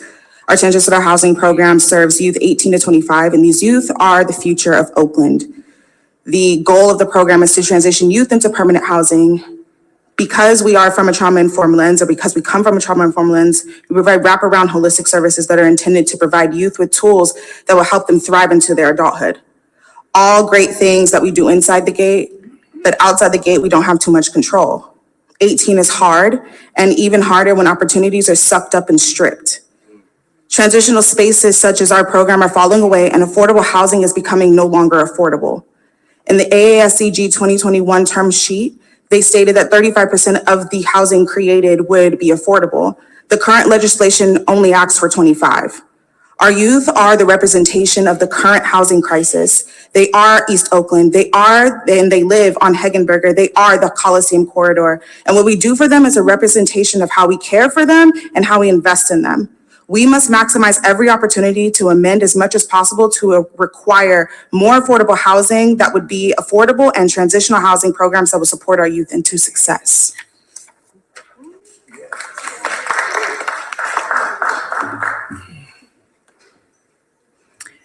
Hi, greetings, everyone. My name is Karine Pereira Bowers. I'm Executive Director of Youth Spirit Artworks, member of Oakland United Coalition, and committed provider for the city and for the county.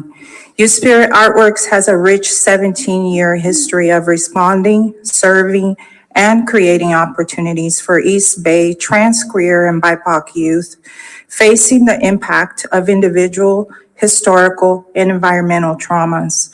Our most current response has been offering transitional housing in East Oakland on this specific public land behind the Coliseum.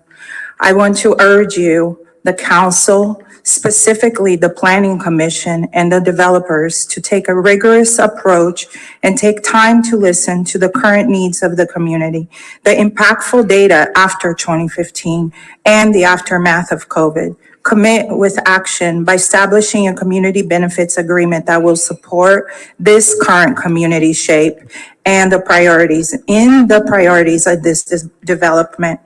As you decide to sell, buy, develop on this public land, we call that you do create 35% affordable housing and include transitional spaces of support, healing, recovery, and the transformation necessary for Oakland youth and residents to thrive in what is currently being envisioned for future development.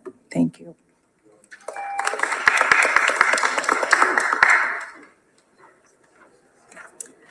Hello, my name is Marie, and I'm a legal fellow with Communities for a Better Environment. CBE has long advocated that public land be used for public good and led efforts to push the city to adopt Resolution 87483. Many of us remember that this resolution, passed in December of 2018, set forth Oakland's public lands policy framework. Since 2018, the city has failed to implement it.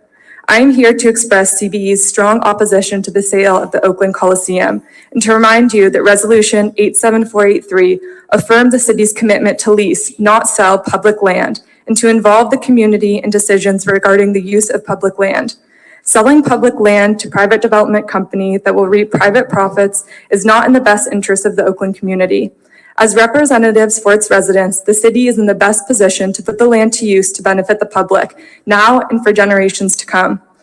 It is particularly concerning that the potential sale for the Oakland Coliseum was commenced and negotiated without community engagement or input, counter to the spirit of the resolution. The larger Oakland community, and particularly East Oaklanders from D6, stand to be the most harmed by environmental impacts associated with development at the Coliseum and should have a say in how the land is used. As the ordinance stands now, the city administrator is given unfettered discretion If the city does decide to move forward with the sale, it must hold a public hearing for the final approval of a disposition agreement, including appropriate CEQA findings, must engage the community, and must ensure any deal includes a legally binding community benefits agreement.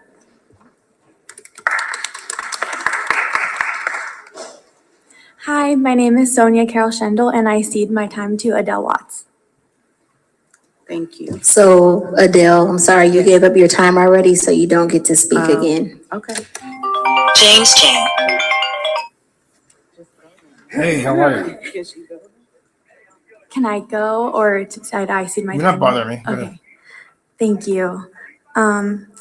Okay. Hi, my name is Sonia, and I'm a law clerk at Communities for a Better Environment. I'm Officially here to urge done you to that, but keep that is public the next land move. in public hands in use for public good. The city's share of the Coliseum land should be leased, not sold. The same goal for building a new vision just for need the to write it. Coliseum can I be haven't accomplished written through it, so I a lease put it instead of a out sale, there but the that, community would get more out of the project they're if the violation. city continued to own the land. The but decision to move forward with the sale was what I made was without thinking about community was going to engagement the or Attorney input, General, but in all and honesty, I've been will not benefit the community. We would like to urge the council to not sell trying to make sure just that- to get out No, of a no, no, deficit. This trying to make public sure land, that, this is public I've had land. a Let's second keep it that way. person trying to make sure that AASEG got promises noticed there, benefits for the because I was surrounding assuming that, community, technically but while they leading look to to make a that, huge profit off this deal, I the surrounding community's to be voices are honest with not you, I didn't think being I was heard. getting Another what we're important talking note, about. there has been a talk about tax on the individual properties to feed the development, which would be costly for Oakland residents, but we still don't have enough information at this time to actually know how much this tax would be. So this is yet another reason why this land should not be sold, because community involvement is needed. Finally, the final purchase sale agreement needs to come back to the city council to appropriately make CEQA, the California Everything is Environmental wide Quality open, 'cause I Act just findings. realized Right in now, my there's not enough research, and information because you're the first city person I got a administration chance has to talk granted to too much who called discretion in and the said, sale. Because of the above reasons, I again urge you, Madam President and council members and let me do staff, this, 'cause I'm please don't sell public land to I apologize for the developers. background noise, but Lease the land instead. Thank you. covering a city council meeting remotely from 2,000 miles away, that's the noise. Let me ask you. Let me ask you. Hello, everyone. I'm ceding my Everybody time. My name is tonight? Angelina Cornejo to Dolores Tejada, who's online. Cool. Oh, definitely. Yeah, One it's extremely second. important, and I'm glad you're raising the flag And what was your name? about it. You know. Angelina Cornejo, and also Dolores Tejada is ceding her time to. No, Angelina's ceding her time to Dolores, Okay. who's on Zoom. Who's on I'll be Zoom? doing the same. Damien Sure, Scott, no problem. cede my Damien time Scott, to okay. Dolores Tejada, also on Zoom. You got No problem, man. it. And the other name. I see. Who was the first person? I'm sorry, Angela Cornejo? Okay, Yes. thank you.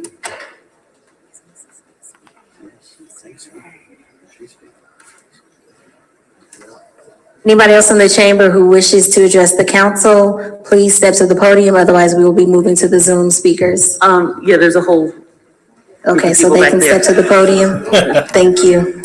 We haven't heard from Ray Leon. Uh-oh. He's gonna trash AASEG, pump up Dave Stewart, da. That's right. My grandmother. Good afternoon, everyone. This is Miss Cecilia Cunningham, and I just wanted to let everyone know that the African American sports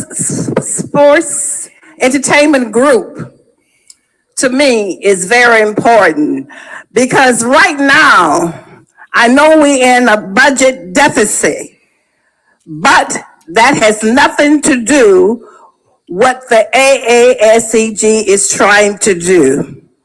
And that is to help build Oakland, East Oakland.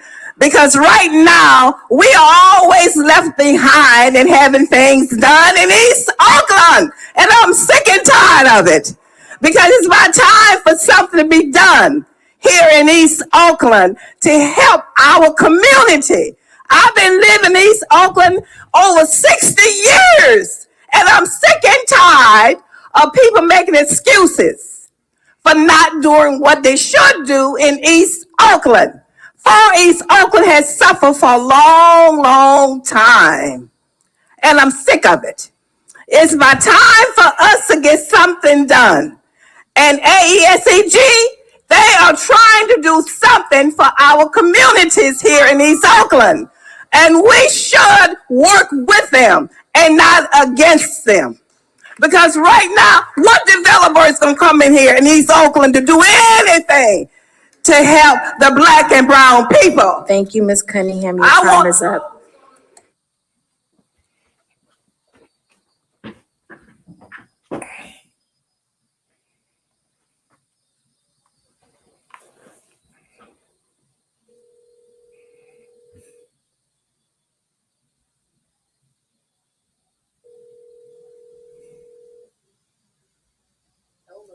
Hey, this is Zinni. I really apologize. In fact, I'm saying this in the middle of my own broadcast recording the meeting. I am really sorry. Please for accept many that. years. And not even existed. Yes, ma'am. Yes, ma'am.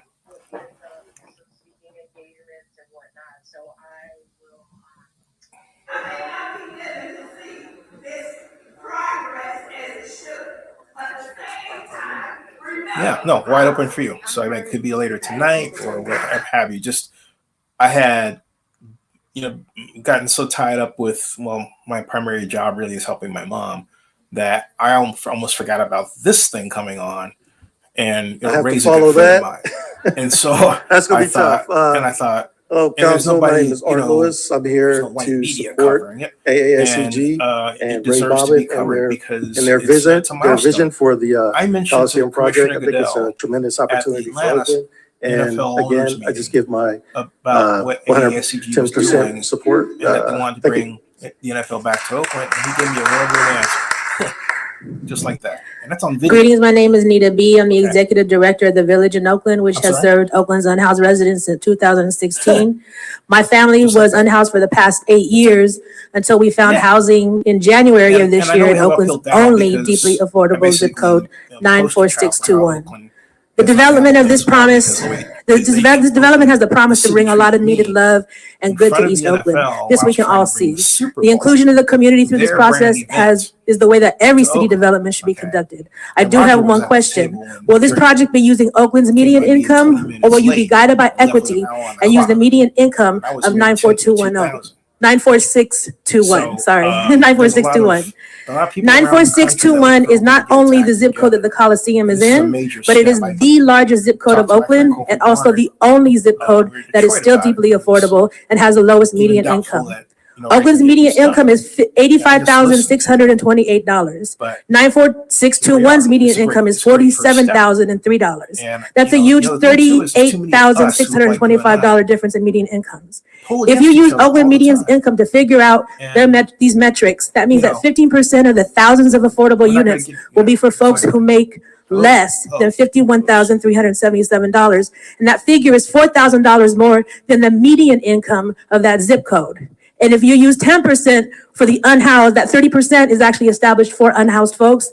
That means that that number is going to be for people who oh, make. I lost you somehow. Yeah. Thank you, Ms. B. Your time is up.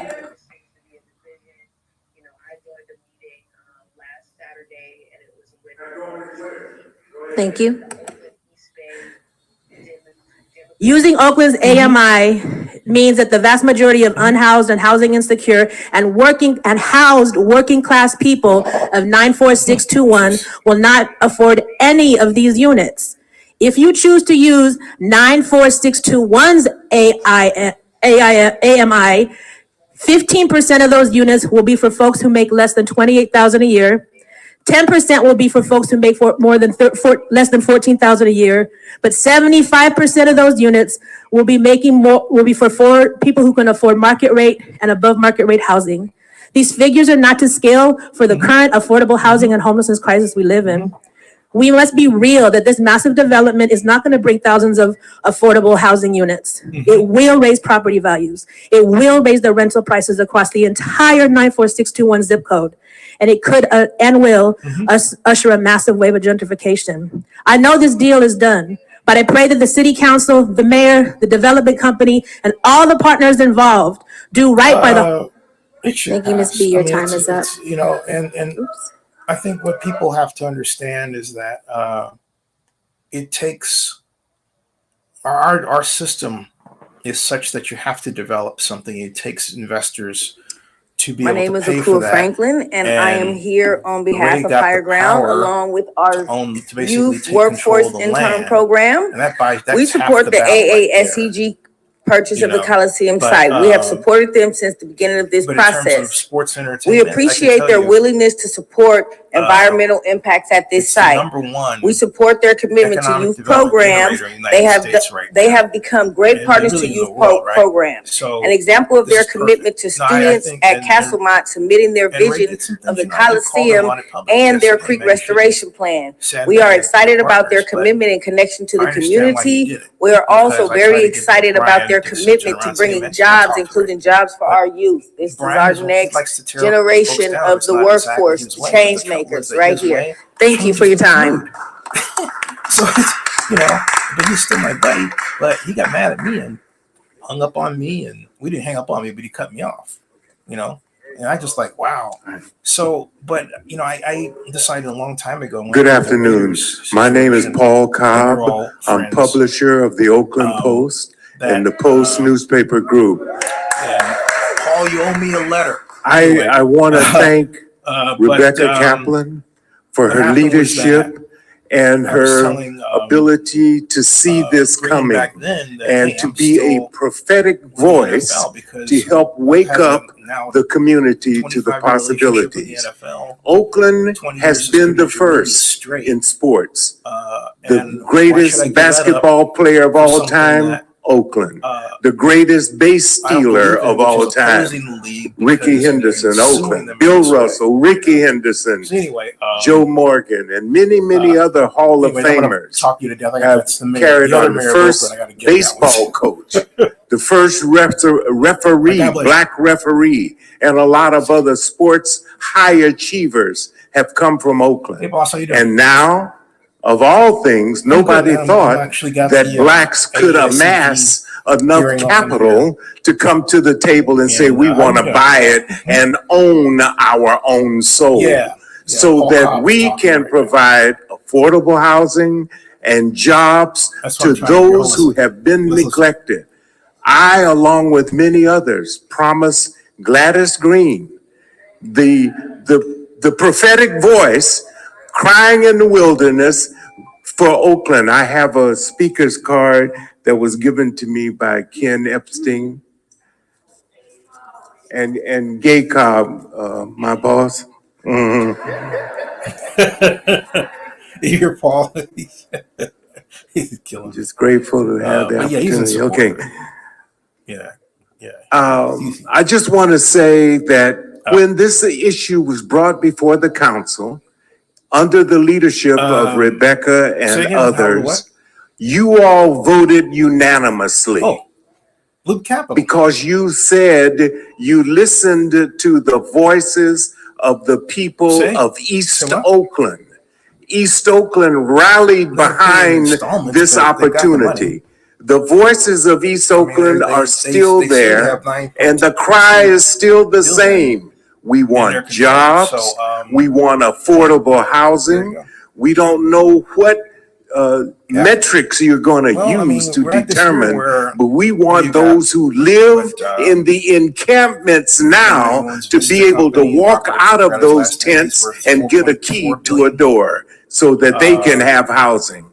There's a This is brother- what the people want. This is what Say you again? have No, they're gone not on a deal. record to I'm just say saying that you want to there make are sure those of us happens. around who have a Oakland lot can of be money. the leader. And Many groups who are, some of those I've been watching we very are carefully, turning into that some kind who of, speak out and say they want to But, see it leased that's the instead sad of part. sold. So, Well, that's I think ultimately they will all become a part Say again? of a bigger agenda to be helpful. And I think that's up the to payments you are gonna be to paid use in, your in, skill to tranches. say, I have let's the not breakdown in use front a of me. dissident voice as an excuse to divide the issue, but let's ask those it's who gonna would, be 60 who million have and then questions and concerns some to other join with AASEG because the fight is not over. The county still has got to make its move on the negotiations with the A's, and the A's are going to use this confusion to jack up and to try to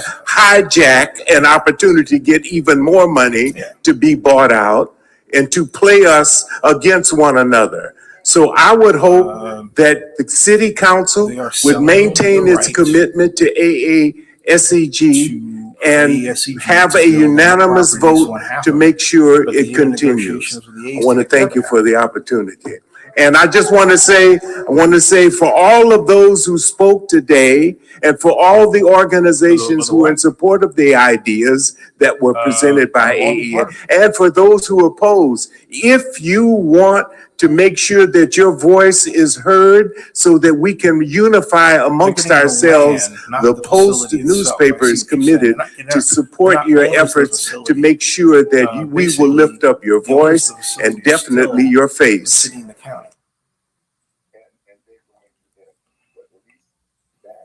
Yes.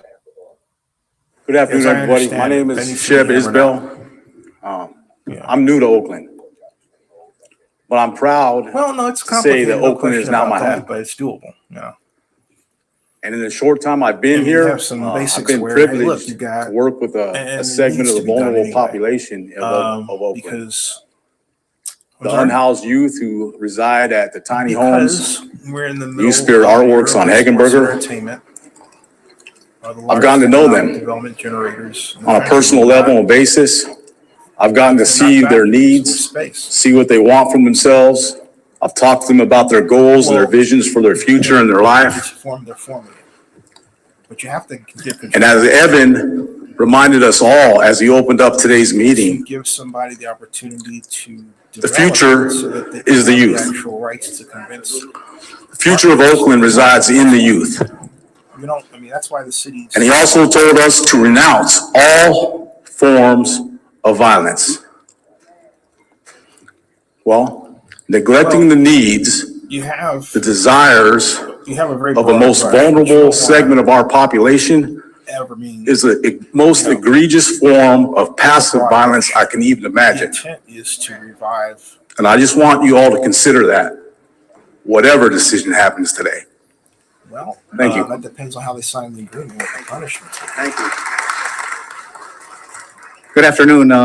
Thank you for the privilege to speak before you. My name is Thomas Martinez. I'm an employee of Options Recovery Services. I have the privilege of working at the Youth Spirit and Artworks tiny homes on a regular basis. I conduct substance use disorder groups and trauma focus groups within that population. I've come to learn that trauma is real throughout my own process of transition. I am a formerly incarcerated individual who did go through the transitional process, and I know that transitional homes are necessary for our success in the community. I am now capable, just due to the thanks of transitional housing, I am now capable of giving back to the community, and that's what I've been doing there. The Youth Spirit and Artworks residents have been provided a foundation, a place, a safe place to work on healing, and without that place, I don't think that would be possible. So I ask you that you protect Youth Spirit and Artworks transitional housing. Thank you. We're supposed to meet next week. Good afternoon, all. I just want to raise one more important voice carrying forth from Paul Cobb. Free agency in the sports arena was created by Kurt Flood, who lived in West Oakland. My parents actually went to elementary school with him.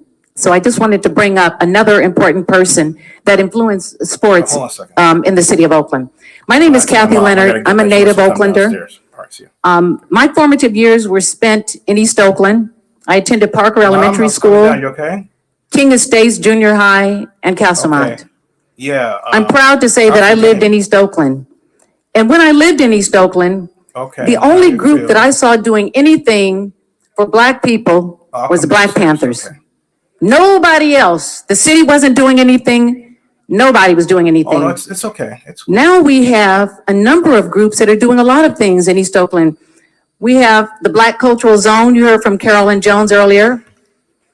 We have the East Oakland Collective that is attending to the needs of our unhoused populations all over the city of Oakland. We have Roots Medical Group. They have about 3 or 4 different locations, and they're attending to the health and welfare of people, Black and Latino. I'll be right back, folks. I'm just going to have this and going downstairs. And all over the city. I'm the founder of Oakland Neighborhoods for Equity.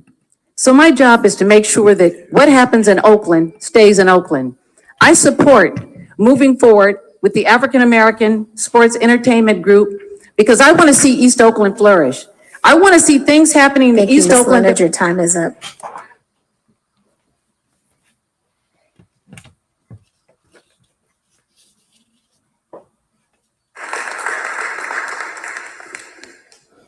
Hello, council members and city staff. My name is Lynn Turner, and I'm representing Construction Resource Center.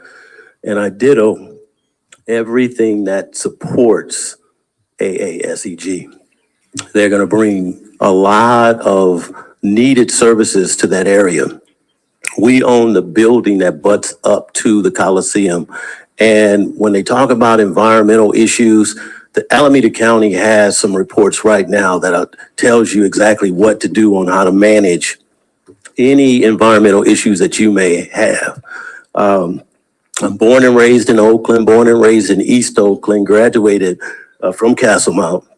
And so I love Oakland. I was there before the Coliseum was built. I was there when that area was vibrant. We want to see that again. Most Black people, when I was coming up, own their homes. They own businesses. We hardly own anything. And so to step in the way of this, in my opinion, this is, and several others, this is historical. You guys will want to pat yourselves on the back. This has never been done. This land is valuable. It's in the best area of East Oakland and located in this corridor that is special. And no one has really paid enough attention to it. And so we support it. And thank you guys, and I hope you pass this.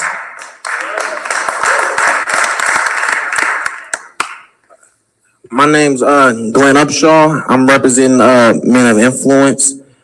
I don't know too many details on it, but I do know that if this group get this, it will be saving a lot of young Black youth and just youth in general in the community. It will, we do a lot of mediation and violence interruption, so it'll be a great safe place for the community, for us youngsters to come through and just and vibe and get into other things and being out there and the wildlife. But yeah, I hope they get it, and yeah, that's all I got. Yeah.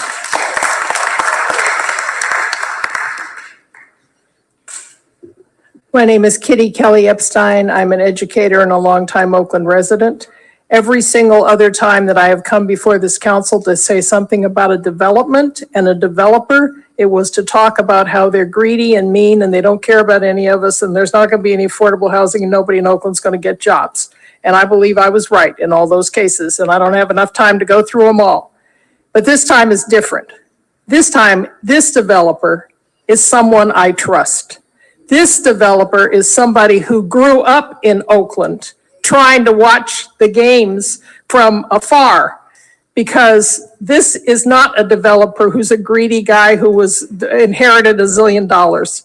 This is a developer who is from Oakland, and I believe that the intention of this group is to provide the kinds of services, the affordability for homeless people, the businesses, to make East Oakland thrive. And when I've wondered as I watched everything happening in Oakland, if there'd ever be anything major that could do something. This is major. This could do something wonderful for East Oakland. I know everybody's going to have to keep an eye and make sure everything goes well, but this could be miraculous. And I totally support this project.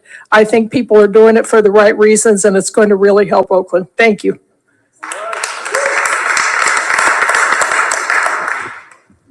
Greetings, President Bass and council members. My name is Jason Gumatautel, member and organizer of IBW Local 595 in District 6.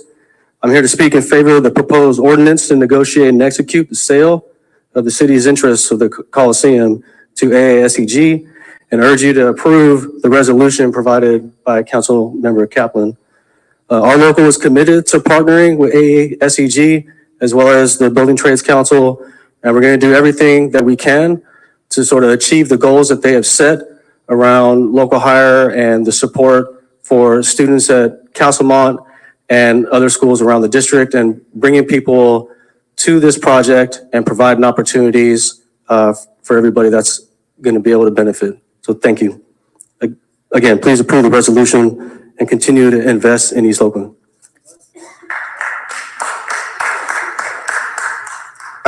Good evening, Madam Chair, council members and staff. Andreas Kluver with the Alameda County Building and Construction Trades Council. On behalf of all our affiliates and members, we strongly support entering into a purchase agreement with the African American Sports and Entertainment Group. I've been doing this many years from now, and I've dealt with many developers. And I have to say, most of them are transactional, giving lip service to community benefits, to labor standards, to affordable housing.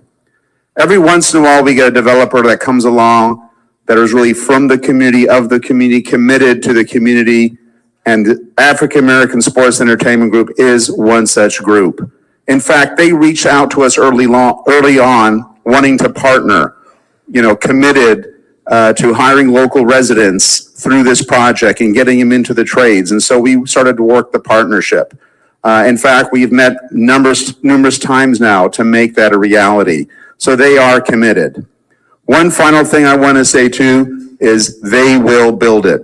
I've also dealt with many developers that get projects entitled and then sit on it and then sell it. They're not committed. They're looking at the bottom line, the dollar.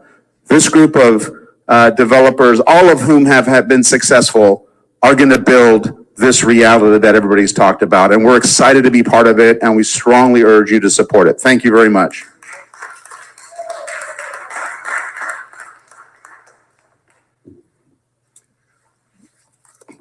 Hello, excuse me. Hello, my name is Damian Rainey. I'm a researcher, analyst, and futurist currently looking at the intersections of civic engagement experience and sports and entertainment.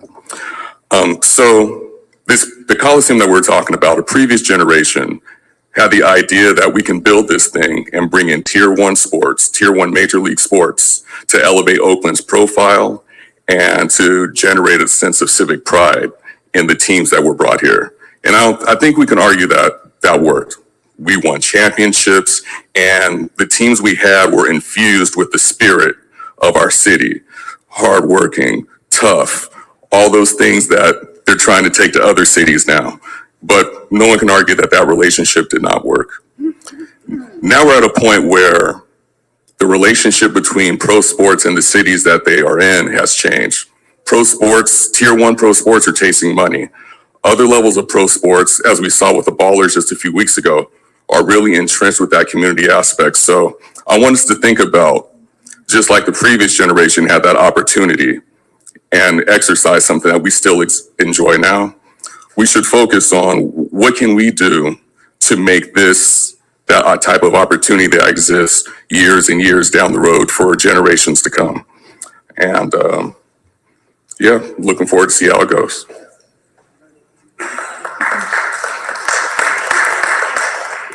I want to speak to what leads to supporting people and believing in they're going to be doing the right thing. And one of the ways that I have determined that Ray Bobbitt and this organization that he represents is the way they have been involved with the community. When we were working on McClymonds and the rebuilding of McClymonds, he stepped up to the plate to say, we're going to do whatever we need to do to help you get the funds to have this project work. When one of our Black business owners, Jeffries, was in need, he stepped up And so I believe that he steps up more than he has to support this community of Oakland. And because of that, I've never seen developers like this man. I've never seen people who have the passion to care about the well-being of Oakland. And because of that, I firmly support. And it's because he's African American, but it's more than that. It's the fact that people will spend time making Oakland better in arenas that they don't have to be involved in, but they choose to be involved in.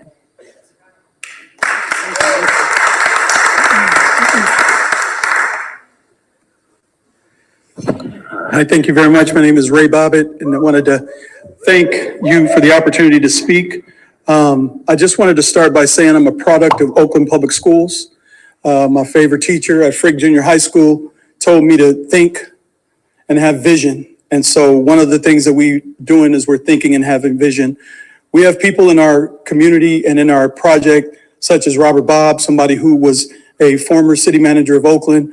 We have Alan Dones, we have, Luke Capital, we have Bill Duffy, we have Shonda Scott, we have, it goes on and on. Lanice Jones, Sam Wise, it goes on and on with respect to the people that we have. But let me just say this.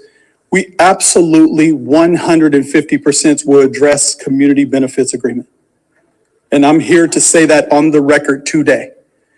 And the reality of the situation is that this is what this is all about for us, because we are born and raised here. And the truth is that if we don't execute on that end, I have nowhere to go for Thanksgiving. This is my home.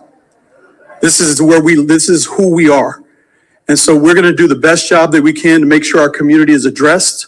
We know that that this site will not transfer hands until the bonds defease. So there's a tremendous amount of time, and there's a tremendous amount of fail switches in between the time frame of this closing and completing a community benefits agreement. So I just wanted to make sure I addressed that point, and I wanted to thank you so much for the opportunity to come and speak, and thank all the people that came here to support this. This is unbelievable, the amount of people that have been supporting us, and I just want to say we're grateful to this council.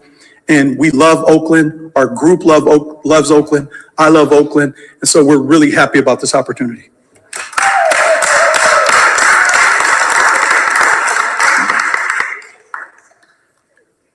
John Jones III for the record. Good afternoon. John with AASEG. I just want to start. I want to give up to the young brother, the young King Evan. I don't think he's still here. But I want to, please, that's what this is about. This is about our youth. And I intentionally wanted to speak last because it's a beautiful and powerful thing to hear the people speak. And if you paid attention, it was multi-generational, because that's what this is about. It's not just about the now. It's not about just looking at yesterday. It's the ability to look ahead, because that's what the city of Oakland needs. Leadership that's aspirational and visionary. And that's what this project entails, among other things. And I would say, as someone that's also a community activist and organizer, it's kind of interesting sitting back and listening to folks speak. And what I mean by that is, it's very important to have humility, right? I understand that. So I'm listening to everyone speak, and I want to make it very clear. It's no way on God's green earth I would be involved with this group if it wasn't for all the things I've been doing for over a decade. So I want to be very clear on that. We're committed to that, and we will continue to be committed to that. And above all, again, I want us to be visionary. I'll say this last thing. For anyone who's been familiar with what they call the Soma District in San Francisco, south of Market, China Basin, if you was there 25 years ago before the Giants Stadium and before the Warriors Arena, you would see how dilapidated that area is. But if you've been there recently, you see that it's thriving. That's the vision we have for East Oakland. Let it thrive. So let's thrive, people. Thank you for your comments. If there's anybody else in the chamber who submitted a card who would like to speak at this time, please step to the podium. Otherwise, we will be moving to the Zoom speakers at this time. Okay, going to the Zoom speakers. Okay. Kathy Eberhardt, you are first. Please unmute yourself and begin your comments. Kathy Eberhardt. Sorry, Dr. Eberhardt. Please begin. Hello, can you hear me? Yes, yes, we can. Yes, hi, my name is Kathy Eberhardt, and I'm a member of East Bay Housing Organization and the Oakland People's Budget Coalition. I'm also a resident of affordable housing. The sale of the Coliseum is a short-term option to long-term issues of budget shortfalls. We do not want this sale, should it go through, to set a precedent that the budget can be balanced off a valuable community resource. The sale of the Coliseum is a short-term fix for long-term issues or projected ongoing budget shortfalls. Should it go through, this would set a terrible precedent that the budget can be balanced by under-leveraging valuable and singular community resources. Mayor Shingtow has identified 3 best strategies to address Oakland's long-standing structural budget deficit. The sale of the Coliseum site does not align with these strategies. Furthermore, it is eliminating the opportunity to use the Coliseum for. Thank you, Ms. Everhart. Your time is up. Septima McDonald, you are next. Please unmute yourself and begin your comments. Thank you. This is Septima McDonald, and I support AASEG's proposal to purchase and develop the Coliseum site. This project will bring redevelopment and great economic benefit to East Oakland, the city of Oakland, Alameda County, and the larger Bay Area. I respectfully urge the council to vote yes. Thank you very much. Chris Gilbert, you are next. Please unmute yourself and begin your comments. Chris Gilbert. Thank you. I just wanted to speak on behalf of the AASEG in full support. I've been able to see up close kind of the work that has been done thus far through the efforts over the last 2+3 years. I think it's a well represented group that can do great things for the city of Oakland. Thank you for your comments. Sibley Simon, you are next. Hello, this is Sibley Simon from New West. We work on creating affordable housing, including in East Oakland with a number of churches and on sites that need environmental cleanup.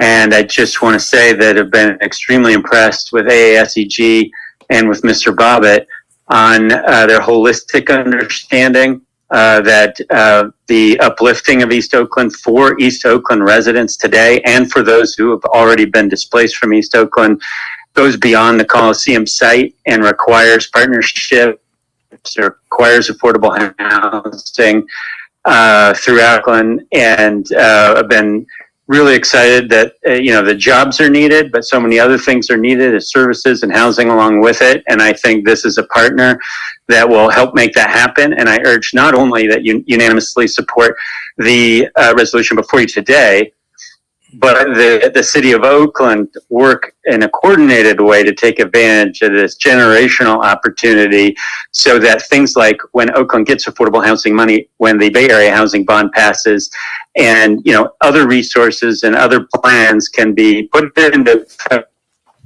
effect so that the development of the Oakland Coliseum site goes beyond its own borders to really help all of East Oakland and the residents there. Thank you very much. Thank you for your comments. Ramsey's Head, you are next. Please unmute yourself and begin your comments. Thank you very much. My name is Ramesses Head. I am a lifelong East Oakland resident, and I am a homeowner in District 6. I am here today in full support of the African American Sports and Entertainment Group. I truly hope that you vote to move forward with the sale of Oakland's portion of the Coliseum property. Our area has lost so much over the last several years, and this is an opportunity to really revitalize not only East Oakland, but the entire Oakland community, bring in jobs, housing, and it's time for our city to once again shine bright the way it did in the past. So once again, please vote yes on the sale of the property. Thank you. Janaea Matthews, you are next. Please unmute yourself and begin your comments. One moment before you begin. If you are on Zoom and you submitted a speaker's card, please raise your hand so I can easily identify you. Thank you. Hello, I just wanted to come on here. I'm a Black woman business owner here in Oakland, and I just wanted to strongly put my support behind the AASEG's new vision for the Oakland Coliseum. As a small business owner, I appreciate that their vision is including local and small businesses and contractors and vendors in this redevelopment process. And that's because it not only helps to build our local economy, but it also empowers our communities, small business and entrepreneurs like myself. And in business, there's something that's called opportunity cost. And in simple terms, it basically means a missed opportunity. And so the city of Oakland selected them, the AASEG, to be the entity that redevelops the Coliseum site. So every day that we're not acting and giving them the tools that they need to start the job, that's just another opportunity cost or a missed opportunity. So it's really long overdue. We want to move this project forward today without any more delays. Sabir Lockett, you are next. Please unmute yourself and begin your comments. Thank you. My name is Sabir Lockett, and I am the Deputy Director of eBase and East Bay Action, representing the Oakland United Coalition. We have a long history of building coalitions, developing policy, and collaborating with developers on community benefits agreement, from the Oakland Army base to the Port of Oakland. We know far too well shady developers. Our engagement with the AAs included direct negotiations even before the city-led process, where the AA said screw community. Today, we express excitement about AASEG and the potential impact on our communities. We have been working closely with AASEG from the early stages, and we fully support the commitment in ensuring affordable housing, job opportunities, and environmental mitigations that will not only support but strengthen the community for years to come. In addition, to realize this vision, we also believe that a binding community benefits agreement should be realized before the development agreement. A binding CBA with the community will be a crucial strategy for achieving success in the implementation that will actualize these commitments in our community with a developer who wants to do right by our community. Thank you. Thank you for your comments. Austin's iPhone, could you let me know what name you submitted your card under? Hello, yes, this is Shonda Scott. Okay, thank you. Thank you. Thank you, Madam Vice Mayor, Madam President, and the council for this opportunity. We do appreciate it. I'm Shonda Scott, an Oakland native, second generation business owner in Oakland and a longtime resident. We have 3 generations here in Oakland. I actually moved back to Oakland almost 30 years ago to raise my son here because we have such a rich history here. I've had a business in Oakland for close to 20 years. And part of the work that we do is about economic equity in ways to help mega projects have diverse communities work on these projects to help close the racial wealth gap. And this project, with Ray Bobbitt leading it, put our team together with the intention of community first. We came to the council with our proposal on everything after we talked to the community. So it's such a blessing to still have the community standing with us, because most of us are from Oakland, so it's important for us to see Oakland revitalized by Oakland natives. And that's our commitment to the project. And the requirements that the city gave are fine with us, because that's part of our plan anyway, without it being required.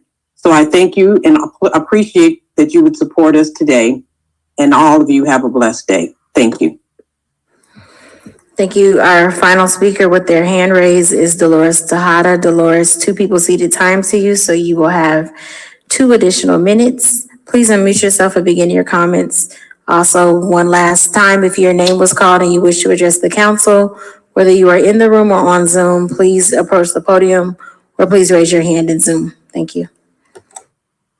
Hello, council members. I am Dolores Tejada with East Bay Housing Organizations. I joined EPHO in 2018, which was the year, coincidentally, that the then council signed legislation uplifting the principles of public land for public good. That resolution named many things, but some key principles on how public land should be used. There's 2 that I want to highlight. First, that public land is an asset of the people and must be used for public good. This means that the land truly belongs to the people of the city of Oakland. With this in mind, we want to ensure that community members, Oakland residents, and organizations are deeply engaged in the process and are given information about what is happening from the city. One way to ensure that this happens moving forward is by modifying the legislation's language so that it requires a legally binding community benefits agreement between the community and AASEG to be fully executed before finalization of the sale and official transfer of title of the property. Currently, this legislation reads that the developer and the city would determine community benefits, and this is unacceptable. Public land should always be used for public good, and that cannot happen without input from the community and from the public. As part of Oakland United Coalition, I look forward to the conversations with AASEG to reach a CBA, and it is this city council's duty to codify this language that a community-centered process with a legally binding CBA is mandatory for the approval of the sale. Furthermore, any purchase and sale agreement proposal must come back to the city for approval. The language of this legislation lacks important specificity and clarity, and for this reason, we want to ensure that any PSA come back to city council before being signed. For example, we want to ensure that any PSA addresses what happens to the sale if conditions are not met, what happens if the sale is unwound and the city must return the purchase price to the developer, how long does the developer have to meet these conditions, etc. Second, the second principle I want to highlight is that the 2018 policy notes that funds from any sale or lease of public land should be dedicated to the Affordable Housing Trust Fund in order to address the extreme housing shortage. While I recognize that this legislation does not state how funds would be used, I would be remiss if I didn't mention the following, especially because members of the administration have publicly stated this sale would be used to close the budget. I want to reiterate what an earlier speaker said, Kathy, about how this sale could set a bad precedent for future public land disposition. For this reason, we really need the council and the administration to codify more specific language on public land for public good and codify an actual policy. And the sale of the Coliseum is a short-term option to long-term issues of budget shortfalls. We are not against the development of the land by AASEG. We believe that a short-sighted plan to sell this publicly owned land to temporarily close a budget shortfall is not sufficient. And then also, as a part of Oakland United, I want to say that we are not opposed to AASEG developing on the site. In fact, I have been a part of conversations with AASEG that are vastly different from and more impactful than conversations with other developers. What we are for is a legally binding CBA between the community and AASEG, and we are for the city doing everything it can to ensure affordable housing. Thank you. Thank you for your comments, Madam President. All names have been called, but again, I do have a number of cards left over. If your name was called, if you're in the room or if you are on Zoom, please raise your hand so I can easily identify you. Madam President. Yes, Kaplan was in the queue. We'll go to Kaplan, Jenkins, and Gallo. And Yeah, there was a gentleman on here, Robert Bob, that was on the original Zoom, and we're able to get him on. We're trying to find him, I believe. He's not in the Zoom queue. If he's able to call in, we will hear from him. But if I may, at the interest of time, and he used to be city manager here in the city of Oakland, and he is the individual that brought the Oakland Raiders back from LA to this and rebuilt the stadium. And he's also the individual that went from Oakland to Washington, D.C., and he built the Washington National Baseball Stadium in D.C. Not only that, but right across the street, he built the professional soccer stadium in Washington, D.C. So this is a gentleman that's one of the founders of the sports and entertainment. He's a great individual. He used to be my boss, my mentor, and I see him once a year in D.C., but he's traveling throughout the country. He sits with the National Football League and the Major League Baseball in terms of making sure other cities have that opportunity to participate. So I just want to recognize him and honor him for his leadership. Thank you. Thank you, Councilmember Gallo. He might be having technical issues. If we see him in the Zoom, we'll call him. So we have Councilmembers Kaplan, Jenkins, Reed, and Kolb. Well, thank you all so much. Let's have another round of applause for the incredible community mobilization that we've seen here today. Thank you so much. And thank you, Councilmember Gallo, for reminding us of the plan with Robert Bobb and his incredible experience that he brings to this. This group not only has one of the largest investment firms as a financial partner, but has a former Oakland city manager who's then led successful projects throughout the country is part of what makes it unique. So thank you for uplifting that. I also want to make clear, of course, that this land is undivided 50% share. So we do not have the option to just do it however we might wish to do it. This land is 50% owned by someone else, and not a divided 50%, an undivided 50%. I did want to clarify a couple of questions. Somebody asked whether there was a proposed special tax on the surrounding properties. There is no such thing. There was a question about whether the DA comes back to council with the community benefits. I want to be clear that it does. The DA, the development agreement, which will include the enforcement of the community benefits, will come back to council for a public vote and will be noticed. And so we have a situation where, because of the county 50% share and their sale to the A's, that we could be stuck at a great loss. This land does not automatically generate public good if we don't make it generate public good. In fact, it would generate public bad at a cost of $15 million a year being cut from our public services if we don't take action. We have the opportunity to make it cause public good, which is what is binding in here: affordable housing, the commitment to the community benefits agreement, which then will come back with the DA to the council, and with the ability for it to generate revenue, which we are currently not getting the revenue we need, and we have the ability to make this property generate tax revenue that will fund our vital public services.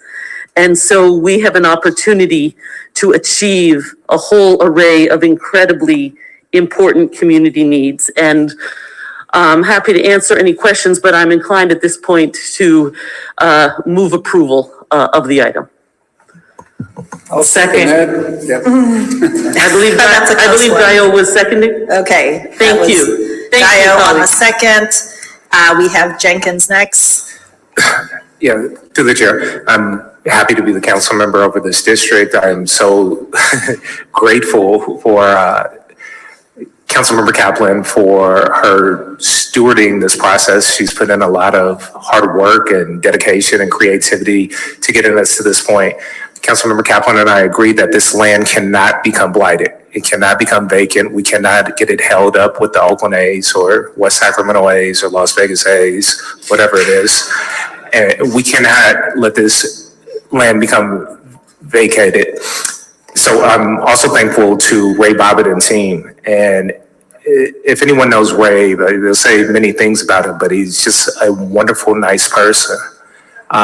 When it comes to the community benefits agreement, what people will say about Ray is also he's too inclusive, right? So Ray is going to make sure that everybody has a seat at the table. Ray is going to make sure that a good community benefits agreement gets passed, and I have no doubt that it will happen. I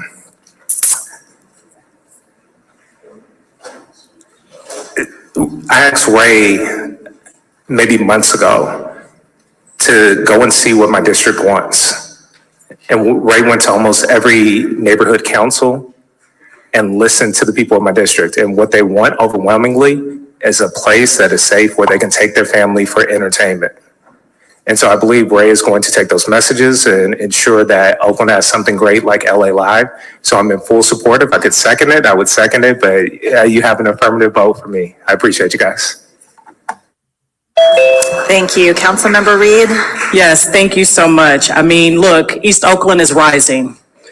That's right. East Oakland, and thank you so much, Ms. Cecilia. Ms. Cecilia is on the ground with us as just a community pillar, a community gem, and I just want to honor and just express my love for you even being here for this lengthy item.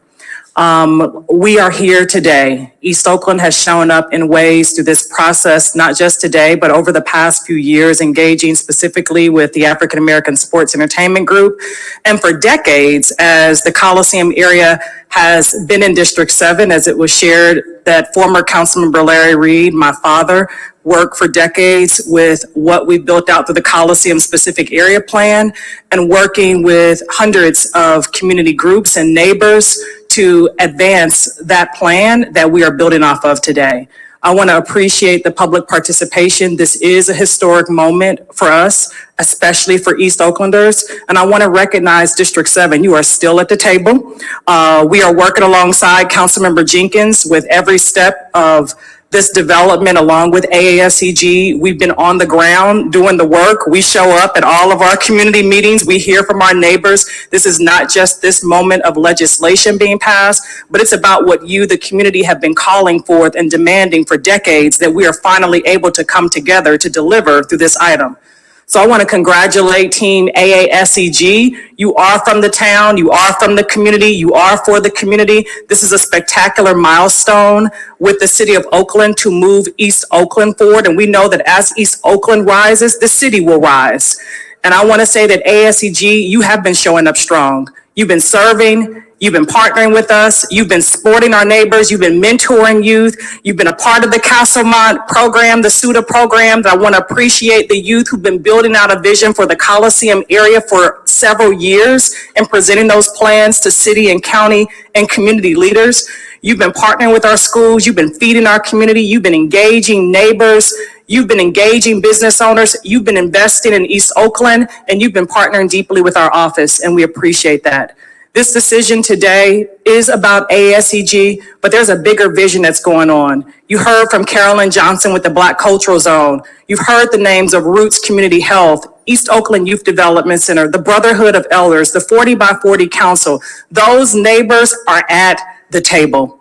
They are also helping to invest in the same corridor with AASEG with a $100 million Rise East initiative in partnership with Oakland Thrives. There are a lot of investments that are taking place into this part of our city that for decades has not had the investment that we have deserved. This is an equity moment. This is a community-driven moment, and the community has spoken loudly, and we've heard just a remnant of them today. I want to share that I fully support AASEG. I served on the Oakland Alameda County Joint Power Authority for 2 years when I first came onto office, along with Councilmember Kaplan and also Pastor Jackie Thompson, who we've not spoke about, but she also was a commissioner who helped to make sure that we approved, prior to this item, AASEG through an agreement at the JPA for them to build on a plan that we still support through the Joint Power Authority. I want to just acknowledge that you recognizing my father and his work with you for years is special, certainly for me. AASEG is at the table. We've been hearing that this is about community benefits. There are no community benefits without community. And remember that AASEG is the community.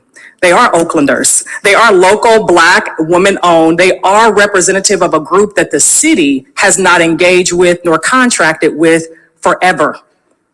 Our own data shows that, and so I appreciate that the city administration and his team, economic work development team, that you have been true to what we have asked of you with a community and equitable driven process.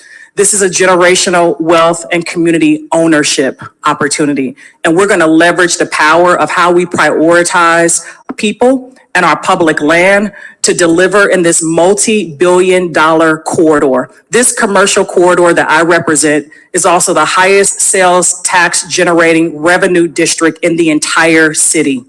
And so we are working to build out this economic engine with this opportunity, with this 100+ acres that AASEG would have 50% ownership to uplift the vision of permanent jobs, workforce training development, school mentor partnership and internships, 30,000+ jobs, deeply affordable housing, and yes, support for our transitional youth. I heard you, YSA, you are in District 7, right on the back fence of the Coliseum. We work with you and we support YSA, support prioritizing our senior and our youth services, prioritizing wage equity and prevailing wage jobs. and community ownership initiatives to empower our Black and Brown residents and entrepreneurs at the table with us. If I could second this, I would as well. Councilmember Jenkins, right behind Councilmember Gallo.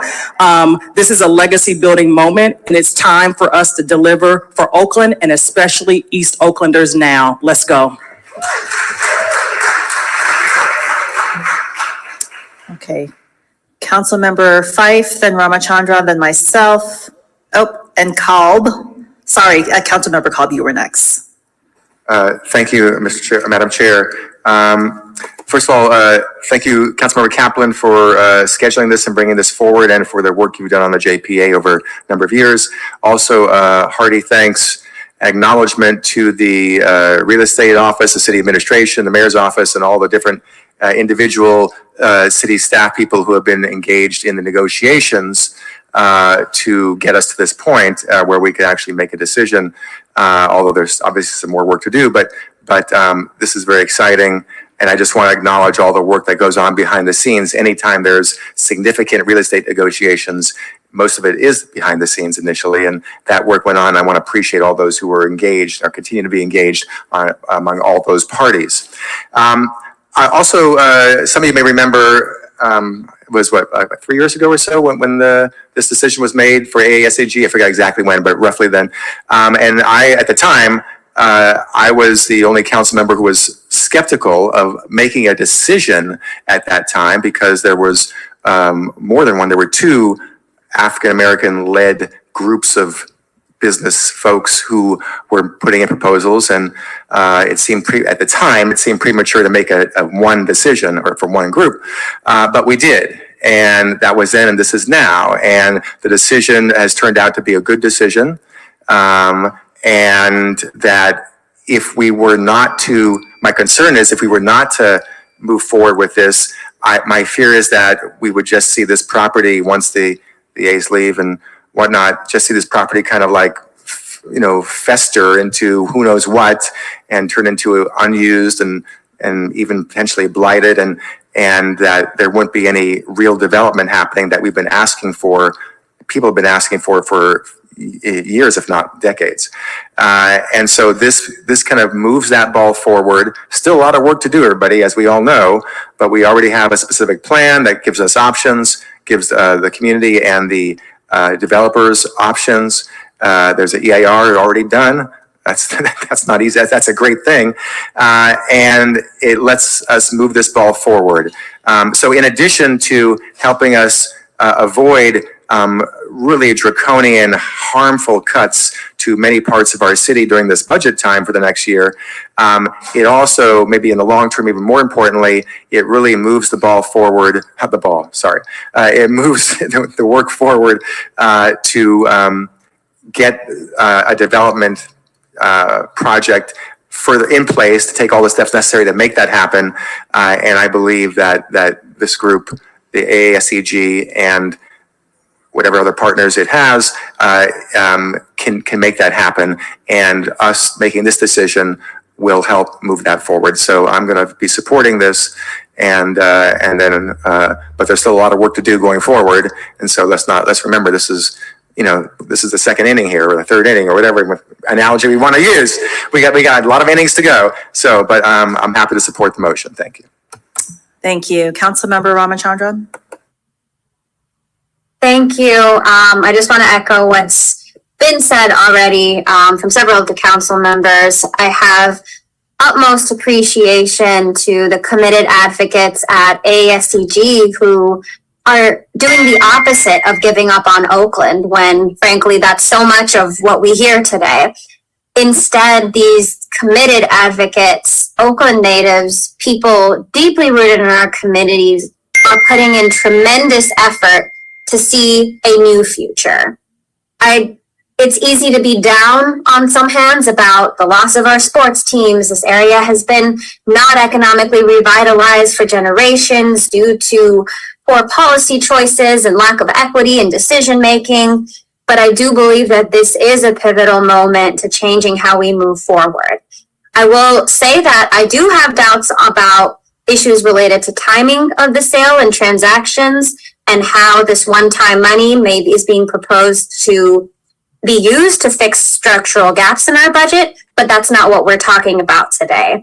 Today, we are here to think about spearheading a new vision that's going to have long-lasting impacts for generations to come, not only for East Oakland, but for all of Oakland and our entire area.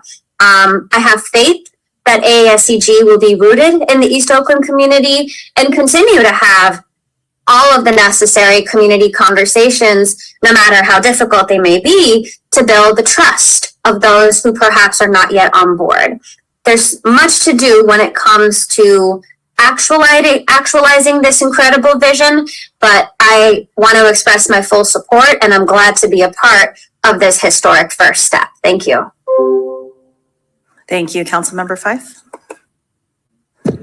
Yes, I can't make comments about this item without first recalling the conversation where I sat down with Loop Capital and Ray Bobbitt and his team and said that Black capitalism won't save us, and how the room got like super mad at me because I was pushing for something different, and that something different is coming through you, Mr. Bobbitt.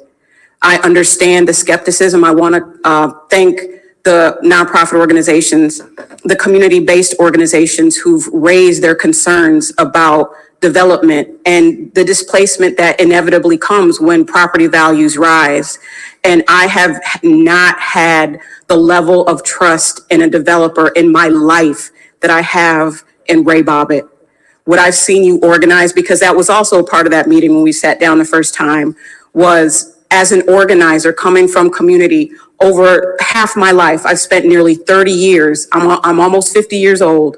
I've spent almost 30 years in Oakland organizing the grassroots. And one of the hardest groups to organize are impacted people, because we are so consumed with just existing and just trying to make it in our lives. And you brought those people to the table. So oftentimes when we organize in Oakland, it's the folks who are funded to do that. And they should be funded more than they get to do that work, because it is a grind. But you brought some of the hardest people to the table and you listened to them. You went where they were and you brought those folks into a vision for transforming East Oakland. This is not a development for West Oakland, but I understand the benefit that it will have for my district and this entire city.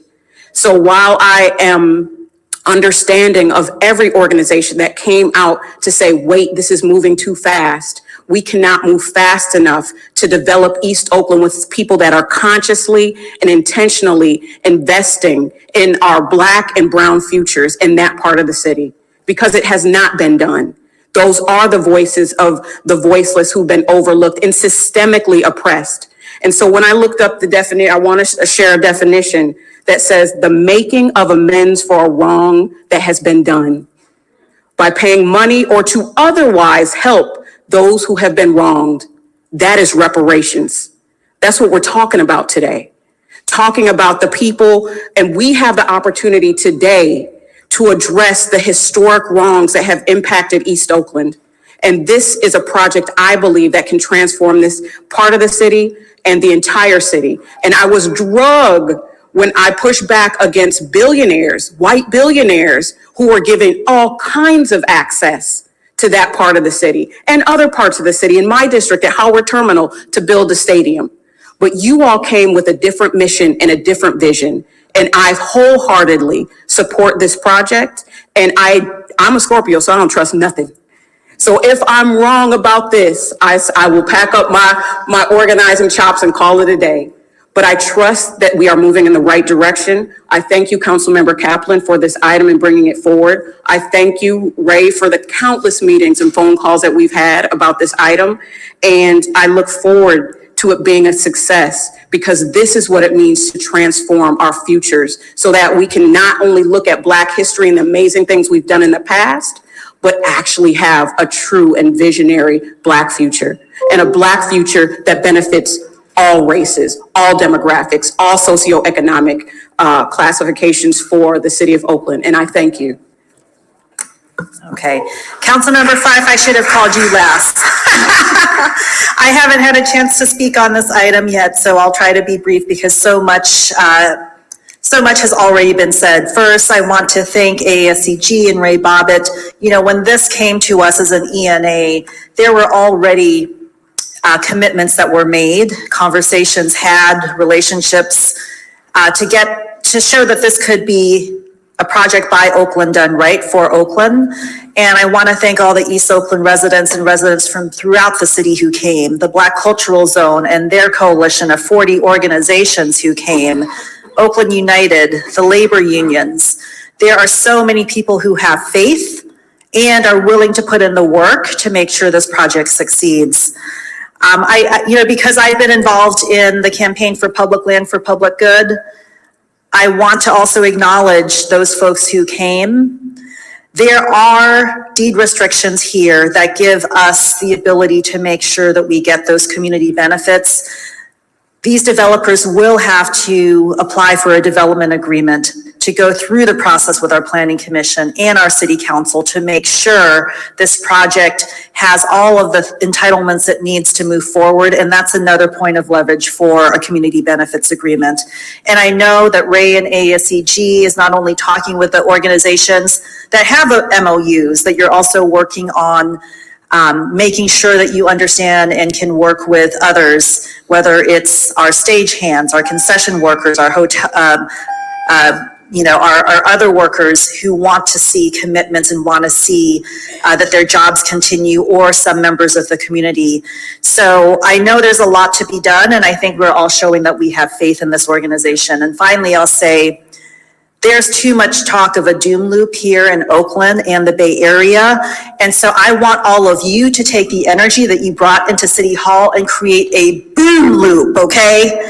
So we're about to take this vote, and I want there to be a reverberation of we are about lifting up the town, lifting up East Oakland, because it has not been invested in, and please help us create a boom loop for Oakland. Yeah, Madam President, I just want to, just real quickly for the public, Ellen Dones and Shonda Scott are also members of AAC, helped build it. And for those of you that don't know Mr. Dones and Shonda Scott, they helped rebuild Oakland Unified School District from Oakland High School, Fremont High School. La ciudad de Oakland. The interpreter's on the wrong channel. Through the chair to staff, if you can put our interpreters back into the room. Thank you. Anyways, these are two individuals that rebuilt McClymonds, Castlemont, Fremont High School, Oakland High School, you name a number of schools, but they have the development experience, not only with Oakland, but nationwide. So I congratulate and thank you for the work you're doing, Mr. Bobbitt. Thank you. May we call the vote? Well, while Council President Bass is talking over there, I'll just shout out John Jones and Samantha Wise, who are also here. Shonda Scott, I love you. She's a District 7 resident. Samantha Wise, District 6. John Jones is the third, is all over East Oakland. And Ray Bobbitt and his mother and his grandparents and his family have deep, deep roots for generations in District 7. They are Oakland and they are for us. Okay, great. So just to clarify the motion before we vote, this is an ordinance that needs 2 readings. This will be a vote on the first reading. The parliamentarian informed me that because of timing and noticing issues, we will schedule the second reading at rules for a future meeting. And so that will be the motion, and the scheduling of the second vote will be at rules tomorrow. Let's call the roll. Thank you, Madam President. This was moved by Councilmember Kaplan, seconded by Councilmember Guile to approve this ordinance on introduction, and will be scheduled tomorrow at Rules and Legislation Committee meeting, which is our scheduling body, for final passage. On roll, Councilmembers Fife, historically aye. Guile. Aye. Jenkins. Aye. Cobb. Aye. Kaplan. Aye. Ramachandran. Aye. Reed. Aye. And Council President Bass. Aye.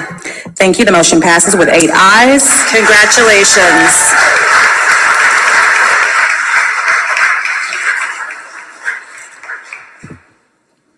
Thank you. Congratulations. We do have to keep going. We have 3 more items, and I really thank everyone for being here today. Next item, number 5. All right. Thank you all. Moving to our next item, item number 5. Thank you for joining us through the chair. If you can all, for those who are leaving, exit quietly. Thank you so much. Reading in item number 5. Adopt a resolution on the City Council's own motion submitting to the voters for the November 5th, 2024 general municipal election, a measure that would amend City Charter Section 603, 300, 401, and 403, and Oakland Municipal Code Chapters 2.24 and 3.20 to, among other things, 1, revise the qualifications and restrictions on eligibility to serve as a commissioner on the Public Ethics Commission. 2, establish that members of the commission may serve in holdover status for a period of 1 year. 3, specify the vote threshold for action by the commission. 4, revise the removal procedures for members of the commission. 5, add additional minimum staffing requirements for the commission and limit the ability of the city to reduce staffing based on fiscal necessity. 6, provide the executive director the ability at their discretion to choose conflict counsel if the city attorney determines a conflict of interest exists in the city attorney's representation of the commission. 7, require the city council or a council committee to consider all proposals from the commission regarding amendments to any law the commission enforces or administers.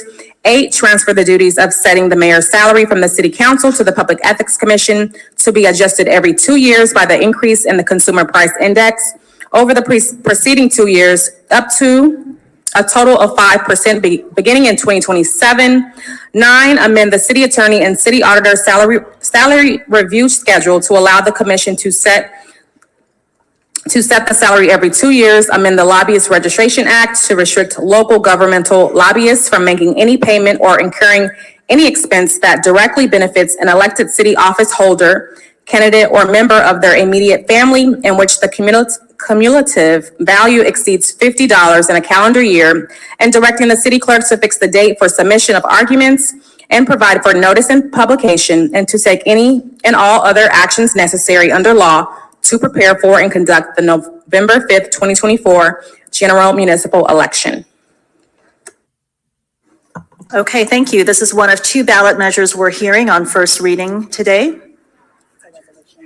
Yes, it's a reading just because that's the protocol for ballot measures. It is a resolution with 1 vote required. Okay, Councilmember Kolb. Thank you, Council President. I would, as I'm giving a brief introduction, I'd like to call up our Executive Director of the Public Ethics Commission, Mr. Hydorn. Nicholas, thank you for being here. I'll just say a few words. I'll let Nicholas give a presentation about some of the rationale and specifics of what is being proposed. I will say that 10 years ago, through an extensive process, a community-led process that we put together, there was a ballot measure put on the ballot to add additional independence and authority and resources and substance to the Ethics Commission that prior to that time, over 10 years ago, it had like 1.5 staff people and limited authority in certain areas. And so that's changed since then. That's a good thing. But it's been 10 years now. And so now there's a need to do some updating and clarification and a little extension of a few things. And that's what this does. There was an earlier version of not a ballot measure, but a set of suggestions, recommendations for the Ethics Commission that was that had a lot more things in it that we kind of pared down. First, the Ethics Commission pared it down, and then I led an effort with the City Attorney's Office and others to pare it down a little more to land where we have now, which I think is a strong set of modifications, but living within our means and really helping the Ethics Commission do its job that we all expect it to do the best we can. So I'm going to pass it to Nicholas Hydorn, the Executive Director of the Ethics Commission, and ask him to go over some of the specifics and the reasons that the Commission initially brought a version of this forward, and then we'll go from there. And a reminder, today is the opportunity, this evening is the opportunity for all of us, the public, and us on the council to weigh in, ask questions, weigh in on specifics, suggest some modifications, and then those things can be incorporated when it's brought back 10 days from now, which I guess would be around the June 26th meeting or thereabouts. So, Mr. Heidler. Thank you, Councilmember Kalb. For the record, Nicholas Heidler, Executive Director of the Commission. First, I want to express the Commission's gratitude to Councilmember Kalb as well as the Rules Committee members for engagement on the Ethics Commission's proposals to strengthen ethics in Oakland as well as public trust in the city. I do want to flag the Commission only meets on a monthly basis, so this proposal brought forward by Councilmember Kalb takes many of the PC's proposals and makes some slight adjustments. We don't have a formal position on this because we haven't met yet. However, the proposal includes many of the proposals the PC supports and requested, as well as narrowed down versions of those proposals, so I'll be speaking to that. For the benefit of the public, the Ethics Commission is the City of Oakland's anti-corruption watchdog agency. We enforce anti-corruption laws in Oakland like government ethics laws, campaign finance laws, and lobbying laws. We also administer the city's public financing programs to ensure that wealth and access to networks of wealth are not a prerequisite for getting elected to Oakland City office. The modern commission, and that's an important background for this proposal, was created in 2014 with the passage of Measure CC.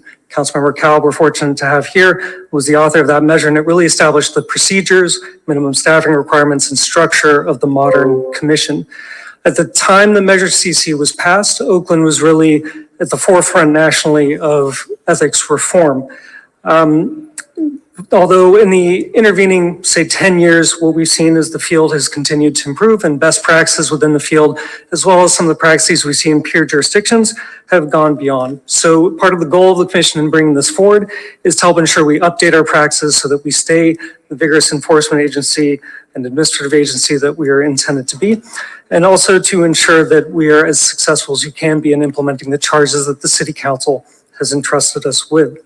So the goal of these reform proposals are to increase ethics accountability in Oakland as well as public trust in the city and its governance by strengthening the Commission's independence, modernizing our governance procedures, and as well as enhancing our staff and administrative capacity. The staff report lays out a number of the different proposals or policies that are included in this procedure. I'll highlight several of them for the Council's consideration, and of course, happy to answer any questions about any of them or go into further detail. So one of the first things we're hoping to do is to help strengthen the requirements for who can serve on the Commission, as well as the activities the Commission's commissioners can do. Do away with that one. And so congratulations to Ray Bobbitt on a major milestone in American and Oakland development history. For this kind of transaction to take place, it's fantastic. I think the road from here is going to get rougher because you've seen the opponents. And then he has his court battle with Brian Dixon and Lamont, not Lamont, but the other gentleman, Mr. It's so embarrassing to have his name temporarily come out, and when I go down and start dinner, he'll Kenyatta. But anyway, two brilliant gentlemen and friends, but Brian is angry with me because I was trying to get him to at least extend an olive branch to Ray, but he is very upset that Ray went behind his back and took his colleague's name off the manager's ledger for the original LLC. That's why what's referred to now as is AASEG-Land as opposed to AASEG. And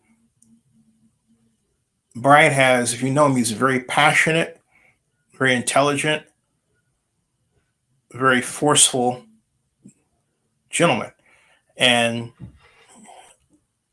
he's like a pit bull. He's not going to let go of an idea, even if he just has the idea and nothing else. In other words, no army to take up arms against his enemies or giant law firm or money to pay them to do his bidding.